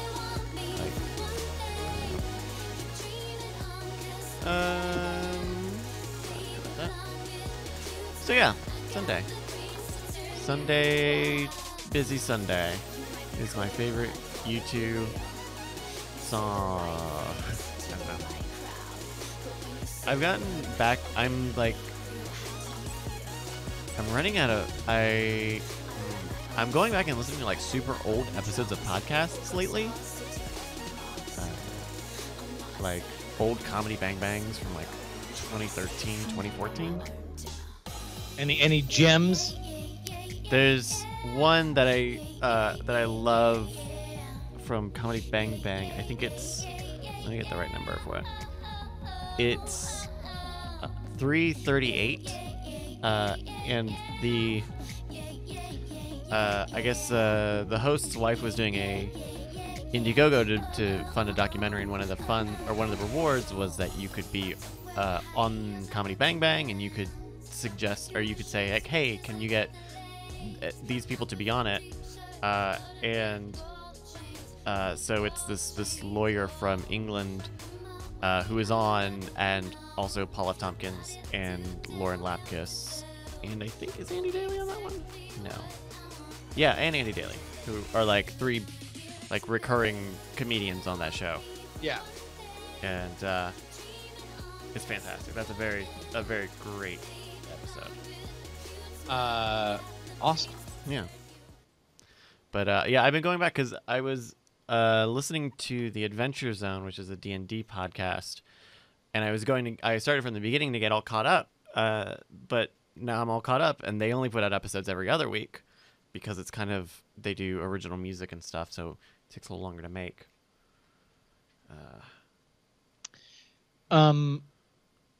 So there's this really interesting. I'm very interested for whatever reason, despite the fact that I don't play Overwatch. Uh-huh. But the announcement of Sombra. No, the league, the Overwatch League. Like, I don't really watch esports. I don't really even watch a lot of Twitch streaming except for the occasional Hearthstone thing. But for whatever reason, the idea of regionally based teams that have, Stop. We got our after things discussion. All right. Okay. Yeah. Whoa. Is that cool? Because I have a starting point to get into that. If you want to get into Cool, that. yeah, No, yeah, yeah, no, I'm no, in. yeah. I'm in. No, Brian. Sorry, we're gonna have an esports and video game discussion. You're not allowed. You're out. Bye. Sorry. I'm going to start my own podcast about how great it is that After Things is finally talking about esports. Alrighty. Let me hit this button. All right, take it away, Andrew, in 3, 2. Welcome to the After Things podcast. I'm Andrew Main, joined by Brian Brushwood It's true. and Justin Robert Young. Yo, what up? I'm going to just do a quick plug at the top because I forgot to do this, and it's a free plug. Anybody out there who's listening who wants a copy of my book, How to Make Money on Mars, I will send it to you. Just hit me up at andrew@andrewmain.com, and I will send you a link. You just tell me if you're on Kindle or you are on like just regular EPUB, whatever. You should sign up for a mailing list. I send out free copies there, but sometimes people are like, I didn't know you gave it away. I'm like, I sent out like 8,000 emails telling people. But anyhow, I want you, if you listen to the show, I want you to have it for free. That's just my plug. That's it. So, guys. Yeah. There has been some interesting sort of talk about virtual reality platforms. Microsoft is going to be unveiling their new VR system that is lower processor intensive than like Oculus or the Vive. And I think we all can kind of agree. And like, there's some company that came out like, hey, we fit the whole processor thing on a backpack. Isn't that great? And we all can kind of go like, that's going to be hilarious a year or two from now. We're like, yeah, remember when like you had to plug your VR system into a computer and have a cable? You know, Yeah. that's going to, we all know that's where it is. But the fun to be had right now, there's a lot of fun to be had. So it's not to be like, that's stupid. But we know kind of like, I think we all agree, the real future is going to be when it's just a standalone sort of thing, right? You with me? Yeah. Yep. Okay.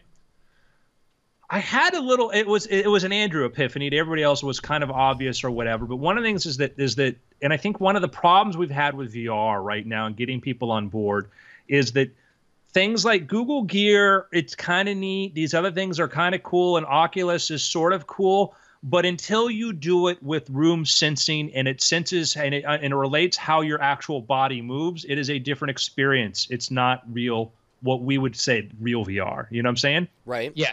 You guys back me up. Like, once you did Vive, what was the experience? Oh my God! It was the difference between night and day. And keep in mind, I was generally positive on Google Cardboard. Like the first time I experienced that, I was like, "Oh wow, it really does! I can't believe this is just my phone. I'm looking down, up, left, right, and I'm in another place." But that was nothing compared to the leap when you're able to walk around physical objects in the actual space. Yeah, and to people who haven't tried to make it, it's not just a matter of like, hey, I'm moving around. It's you if you just nod your head and you move your head 3 inches to the side, everything shifts. And I was trying to explain the difference. Like before you guys did Vive, I'm like, it's Oculus, without sensing where you are, or Gear, it's like you're laying on the edge of a pool and sticking your head underwater and you're looking into it. The room sensing or sensing where you are, location aware, is you're really in the world. You're moving around and it works. And there's not a lot of research on this. And it was one of the things would be great discussion for our friend Paul Zach, because he's got this great data showing how if we're holding on to your cell phone and looking at video, you're much more emotionally connected to it than if you're watching it on a big screen because it moves with you. It is neurologically, it is a much more immersive connection when the same little shifts and stuff that you make translate into that world, and it convinces you that it's real and it's not just that you've got a monitor strapped to your face.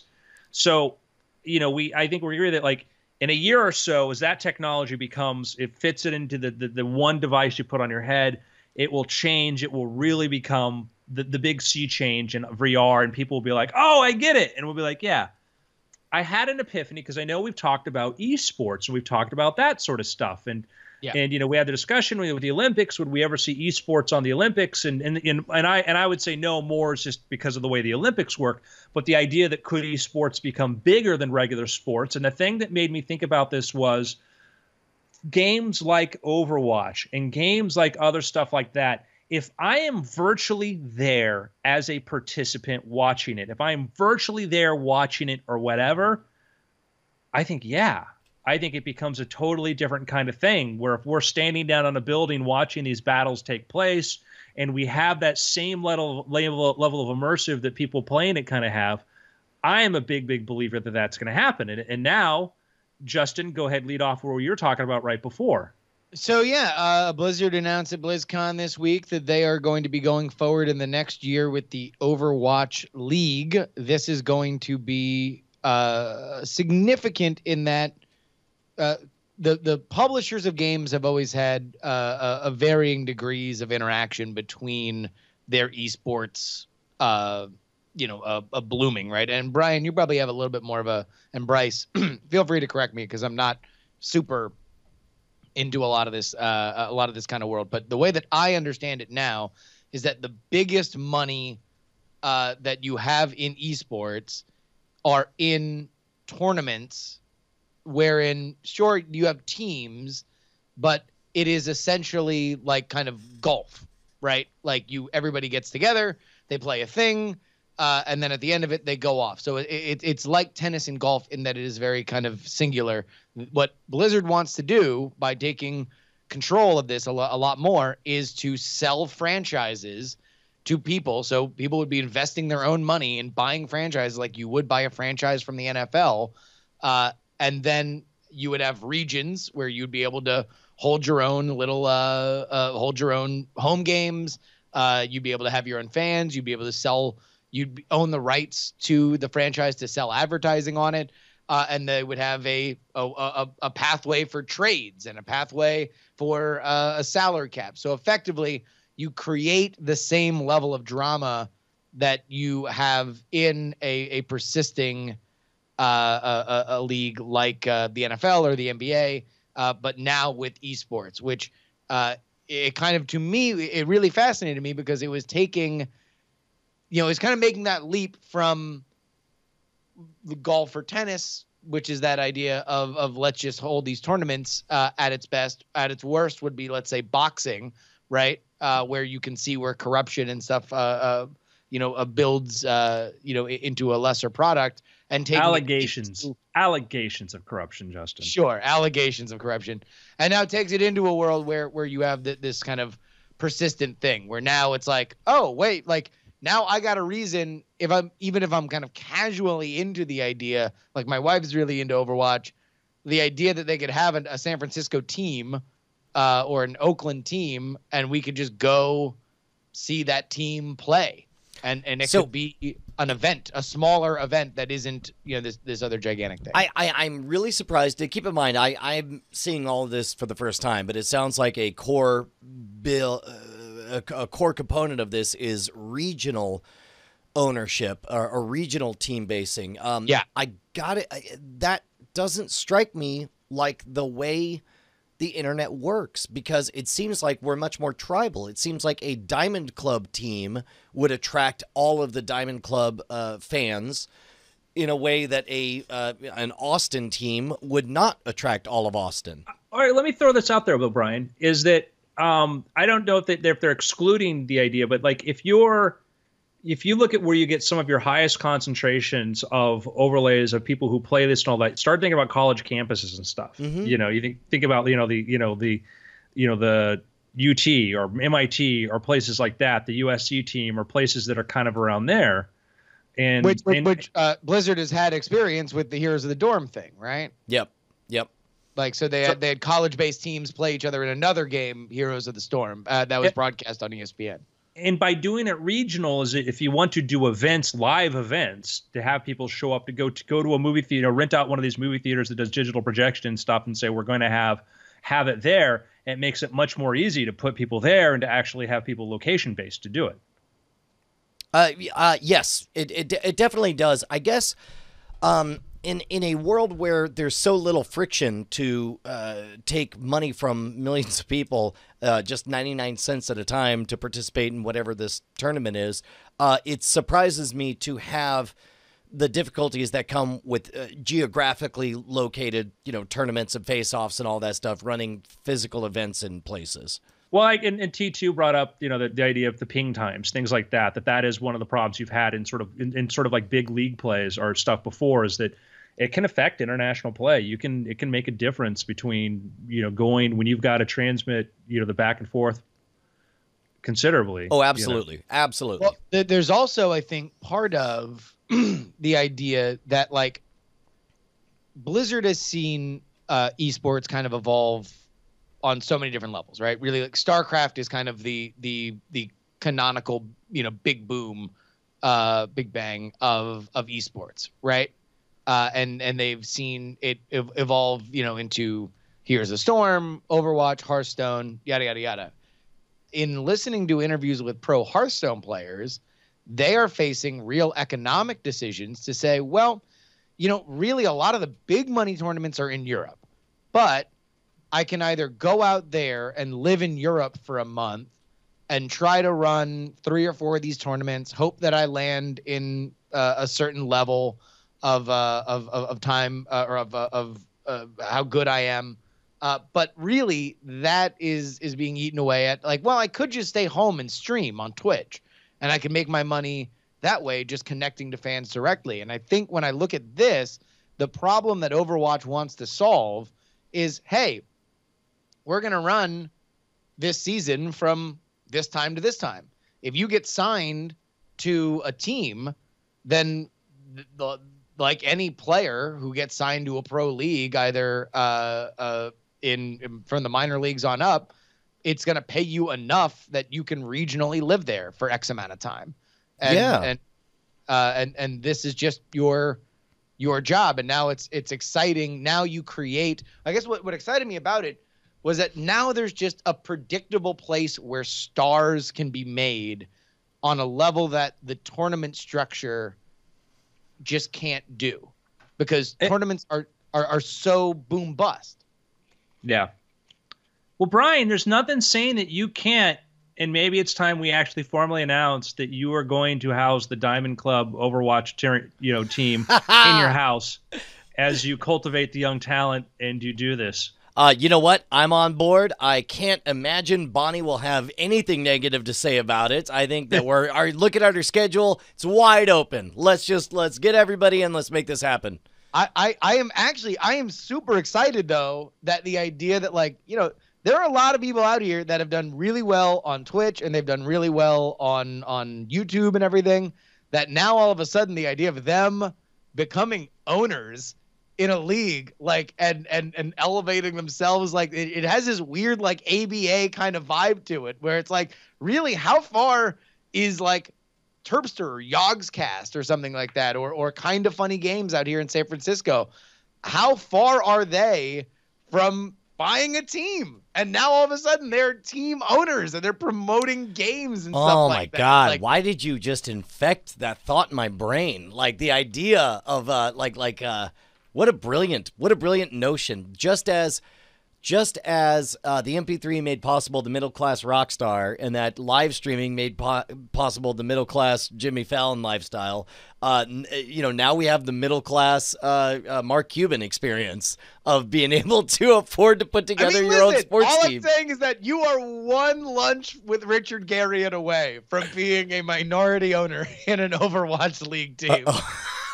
Man, that would be a lot of fun. Wow. This would be management. You wouldn't be playing Overwatch. Oh no, I know. I mean, that's why it would be fun. Is because to play, you'd have to be listening to folks like me shaking his fist, like, what are you doing? Are you taking Adderall? You need to take more Adderall. Get focused. Come on. What? Well, and it's funny. You got a girlfriend. Okay. Probably... So you seem to be able to have 2 priorities in your life right now. That's great. No, go ahead and do that. Ruin everything I put together. That's right. For your own little personal life. There are dozens of dollars out there waiting to get picked up. You think I paid this to have you waste my time? Get out of here. God. The other thing is that what Brian and I were talking at the last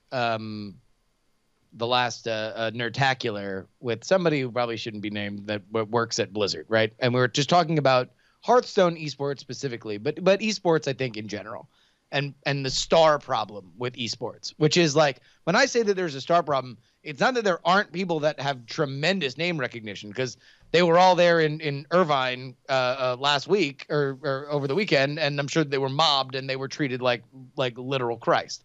But you have a hard time breaking out of the hardcore audience because in general, esports players are not the most charismatic people on the planet. Well, right? and also like on your character sheet, if you want to be great at esports, you would spend exactly 0 points on charisma.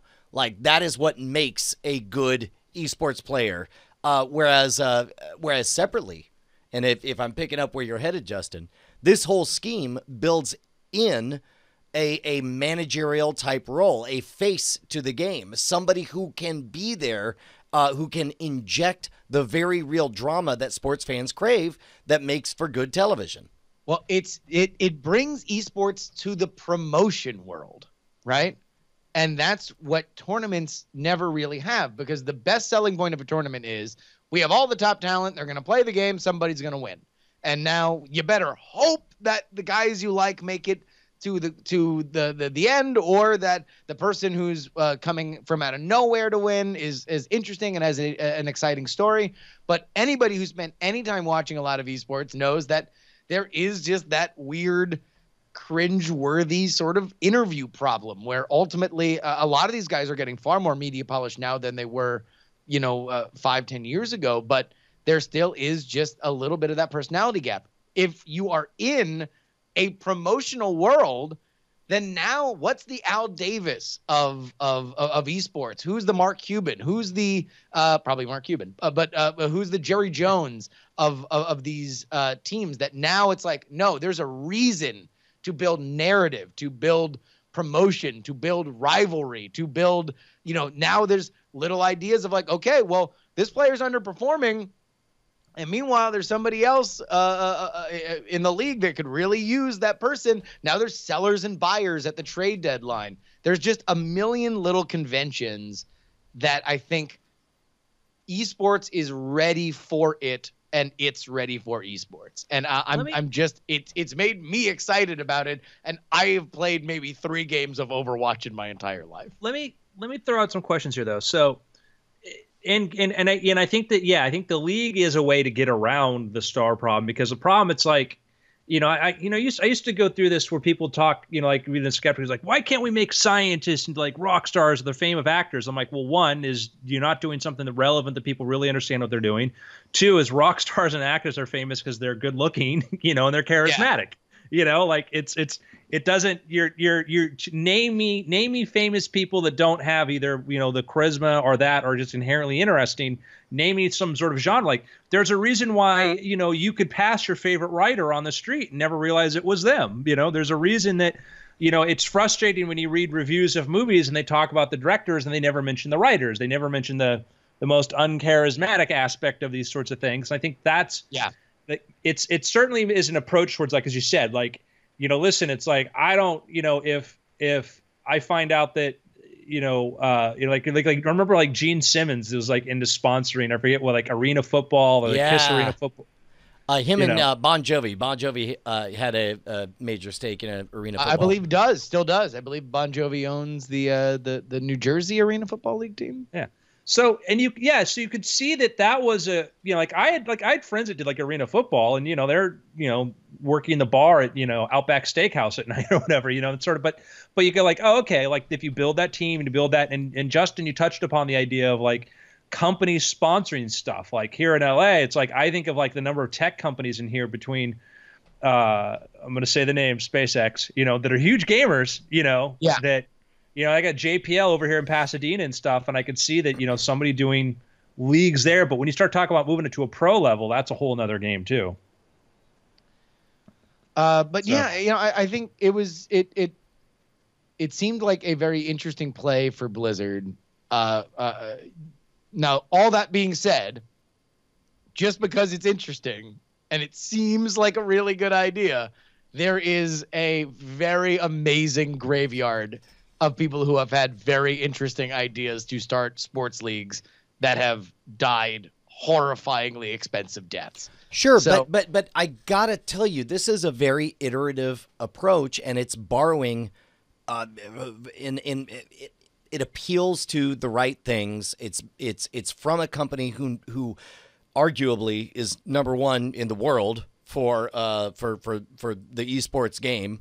I don't know. I think it's a smart way to do it. I agree. And you know, there's just a really great it's a great product. I mean, like for Overwatch, you know, this is a game that's putting out these like Pixar level little short movies, like building a narrative universe around their characters. And they're fantastic. They're great. So now the idea is like, okay, well, here's another hook of accessibility. People can just really like the characters, and the characters are well designed, and they seem to have a story. But now, let me introduce you to this next level of this person who's playing in a game and has a crazy his crazy chat handle on the back of his jersey, which is also very XFL-y, which I enjoy. Dude, no, I love everything about this. Hey guys, and T2 is saying that this is copying the LCS format, but which I am not familiar with. So listen, this might just be totally a ripoff of another idea. I just like it. Agreed. Hey, you know what I like, and is my pick, is for us to support certain Patreon for your friends of mine. Patreon.com/Aunty Donna, AUNTYDONNA, are our friends, and they're very, very funny. They're supreme beings of comedy, and they just launched their Patreon 20 minutes ago. I believe 21 minutes ago. Yeah. No, it was over the weekend. I mean, can we harass them to do this? Yeah, no, we sort of said they're dumb if they don't do it, and then they did it. Now it's like, well, crap. Now I feel like we have to make sure really it's better a success. Like, yeah, them, or else we're gonna be real dicks. Yeah, dude. I definitely. I'm looking at their page right now, and it says here, their first post says, "Woo! First post, LOL." Responded by Juryfax, who says "biggity bang," and a bunch of our folks there in the chat. It's good to see them represent. Yeah, man. I think that they're great, and I would highly recommend it. I have become a patron, and I'm looking forward to my money creating more fun Auntie Donna stuff. Yeah. My pick. You want to know what? Speaking of the excitement about the Overwatch League, let me see if I can get the name right. I believe it's These Boys Have All the Fun. It is a book about the 1990s. Or no. Oh, maybe it's Boys Will Be Boys. These guys have all the fun inside the world. No, of ESPN? that's the ESPN one. Oh. A different author. Anyway, it's about the Dallas Cowboys teams of the 1990s. It is written by Jeff Pearlman.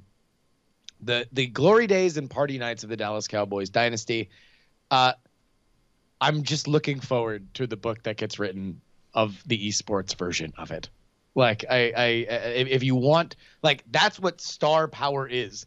Star power is 20 years after these teams have stopped playing, people are interested about hearing the stories of what happened behind the scenes. And that's when you can break out of just who won and who lost and how many points there were and whether or not somebody did their job on the field and get into, no, wait, I'm curious about their lives. I'm curious about whether or not they were handling success well. I'm curious to know whether or not I want to think that this person's a good person or a bad person in life and not just on the field or at their application. Like, that is what star power is. And that's what I'm excited about the Overwatch thing. And this book is a great example of people who were very, very, very interesting. For the record, that's Boys Will Be Boys, is what it's called. That's it, yeah. My pick. I want you to imagine every night when you lay down, put your head on the pillow, one of the greatest storytellers of all time knocks on the window, slides it open, climbs inside, lays down next to you, and tells you a story. Now, I know that's creepy. Yeah. But he's a really good storyteller. It's getting a little bit Shrek is love, Shrek is life. You know, and if you just said, listen, just tell me an hour a night, and then go back out the window and just leave me. Imagine if they could do this for 50 nights. 50 nights, right? Every night, one of the greatest storytellers in the world taps your window, climbs through, lays down next to you, and tells you a story. Now, the way you could have the story told to you is if you've got I'm going to mute an Amazon Alexa. You know, you could do that. You guys have Dots too, right? No. I've got the Echo Dot is also great. Do you have an Alexa? I do. Yeah. Dot's a great, keep it on your desk, whatever kind of thing. They're only like $50 right now. Highly, highly recommended. If you don't want to go put all the money into an Amazon Alexa, the Dot's great, does all the same things, doesn't have the same degree of like room, microphone sensing and the volume, but it's still really, really good. For audiobooks alone, just the ability to listen to an audiobook, anytime you want, with it just saying, play my book, and have it start playing your audiobook where it left off the last time is amazing. Okay. It's one of those things, like I would say that the killer app for me and the Alexa has been audiobooks. For other people, it's been Northern Lights. But anyhow, back to what I'm talking about. I have been listening to and thoroughly enjoying. It's on Audible. You can get it for 1 credit. You can get 50 hours of this. The Collected Stories of Arthur C. Clarke. Oh my gosh. Oh, that sounds damn. awesome. So it's like, I think almost all of his short stories. And the problem is, like, you kind of don't know what's next. So I had to go find a list of them and what the lengths of them are. And Arthur C. Clarke's, and that was, we think of it just kind of 2001, but this is a guy that really he made his name really. I think his short stories were what built up his name and who he was. And it's 51 hours, 9 minutes long. Yep. Totally buying it right now. With my last credit. Brian, you're going to be very happy you did. They've got 2 different narrators who go in and do them. It is the stories are sequential. So it starts through, Arthur C. Clarke, kind of like the publishing history of these stories. So I'm in 1949 right now, or roughly sequential like that. I'm kind of like where that is, of where the stories are. And there's just been some amazing ones in there. And you realize, like, some of the really best ideas we've already had. We talked about the whole idea of what if aliens, CRTV. He did a story in like 1949 or whatever it was about aliens coming to Earth and trying to find out what happened to us and finding, getting this historical record. And won't spoil what it was, but when you hear the line, you go, it's fun. It's just that kind of thing where really, really, really cool stuff of just stories, different ones. And I think they're really good quality. Like you listen to a lot of like collected works of a lot of people, and like, I think this only got published because of who they are. The first story there, Travel by Wire, he wrote this in 1937. It's about teleportation, a wonderful 1937 teleportation story.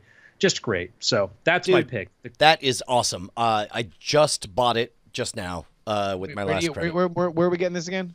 Audible.com. Yeah. You go to Audible. You can just, enjoy it there. And also, like, one of the things, just a little tip, is that there's a lot of you can get a lot of stuff if you have an Audible subscription, or if you want, like on Amazon, sometimes look for a lot of the classic books and classic works. You can buy the Kindle version for 99 cents and then the Audible narration for like $2 or $3 or something. Yeah. So brilliant. I just did listen to I spent like 20 hours listening to Jules Verne, Mysterious Island. Wasn't that mysterious. I'm glad I listened to it, but it's more of like, if you're familiar with the Firefox books about like survival, it's more about how to survive on an island by, and it's funny because it's like, he had like, Verne's great, but like there was like 1 or 2 things in there science wise. Like, I think they knew better than this in the 19th century, but he got this wrong. Like the seasons, he describes the seasons being caused by when the Earth is further away. in its Oh. orbit, and not because of the tilt. The tilt, yeah. But anyhow, Arthur C. Clarke collected stories as a guy who does know his science extremely well. He was one of these people, like that golden age of science fiction. Part of what it made it wonderful was these were people who really understood science. They had a very good grasp of it, and they were writing for audiences that loved to read popular mechanics and popular science. There are a lot of people writing science fiction that they write science fiction like it's fantasy, but with ray guns and rocket ships, who don't get the science, and that's fine. But that drives me. It's one of the reasons I just don't read much science fiction now, is because I go like, if it's technical, it's pretty boring. When it's not technical, it's just all wrong. Right. So the Striker, it says Clarke invented the telecom. Clarke was the guy who proposed the geostationary satellite.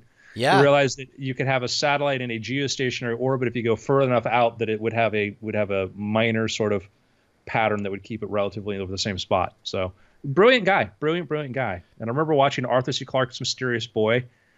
Mysterious World, because he sounded like, right to be a buddy of mine said, yeah, he sounds like Cancer Boy from Kids in the Hall. So there's a reason why. That fine line between the silly and the believable, I think, is something that is trod extraordinarily well by Peter F. Hamilton, and it just made me think, wonder whether or not he had another book coming out any minute now, because his last stuff in the Commonwealth universe is just amazing. Like that last book, how great was that? The one where what's his name made a copy of himself, sent him out to the crazy dreaming void. You haven't finished it? Couldn't finish the first in the series. What? I when they're going around shopping for homes and stuff, like post singularity, buying a new home kind of sort of thing, I'm like, man, I wonder if we're talking about the same series. This is the one that came out. Yeah, I don't know. We'll figure it out later. Yeah, I love me some Peter F. Hamilton, but man, those like the latest trilogy, like the first one in there, like I was like, there's a lot of like the day to day, and yeah. Anyhow, I digress. I love Peter F. Hamilton. Let it clear. But Arthur C. Clarke, those hints of humor, a lot of really pithy, funny stuff in there. A lot of funny stuff. And I think Travel by Wire is a good example of that, which is the first one you'll hear. Awesome.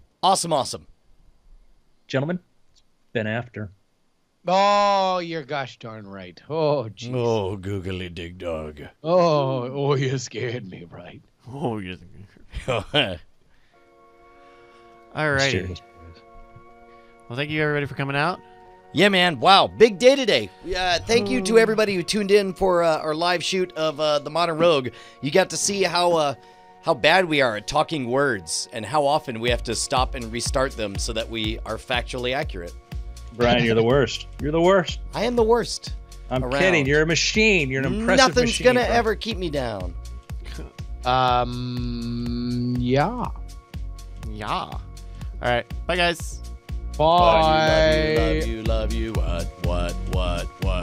Oh, damn. We'll touch you in damn. the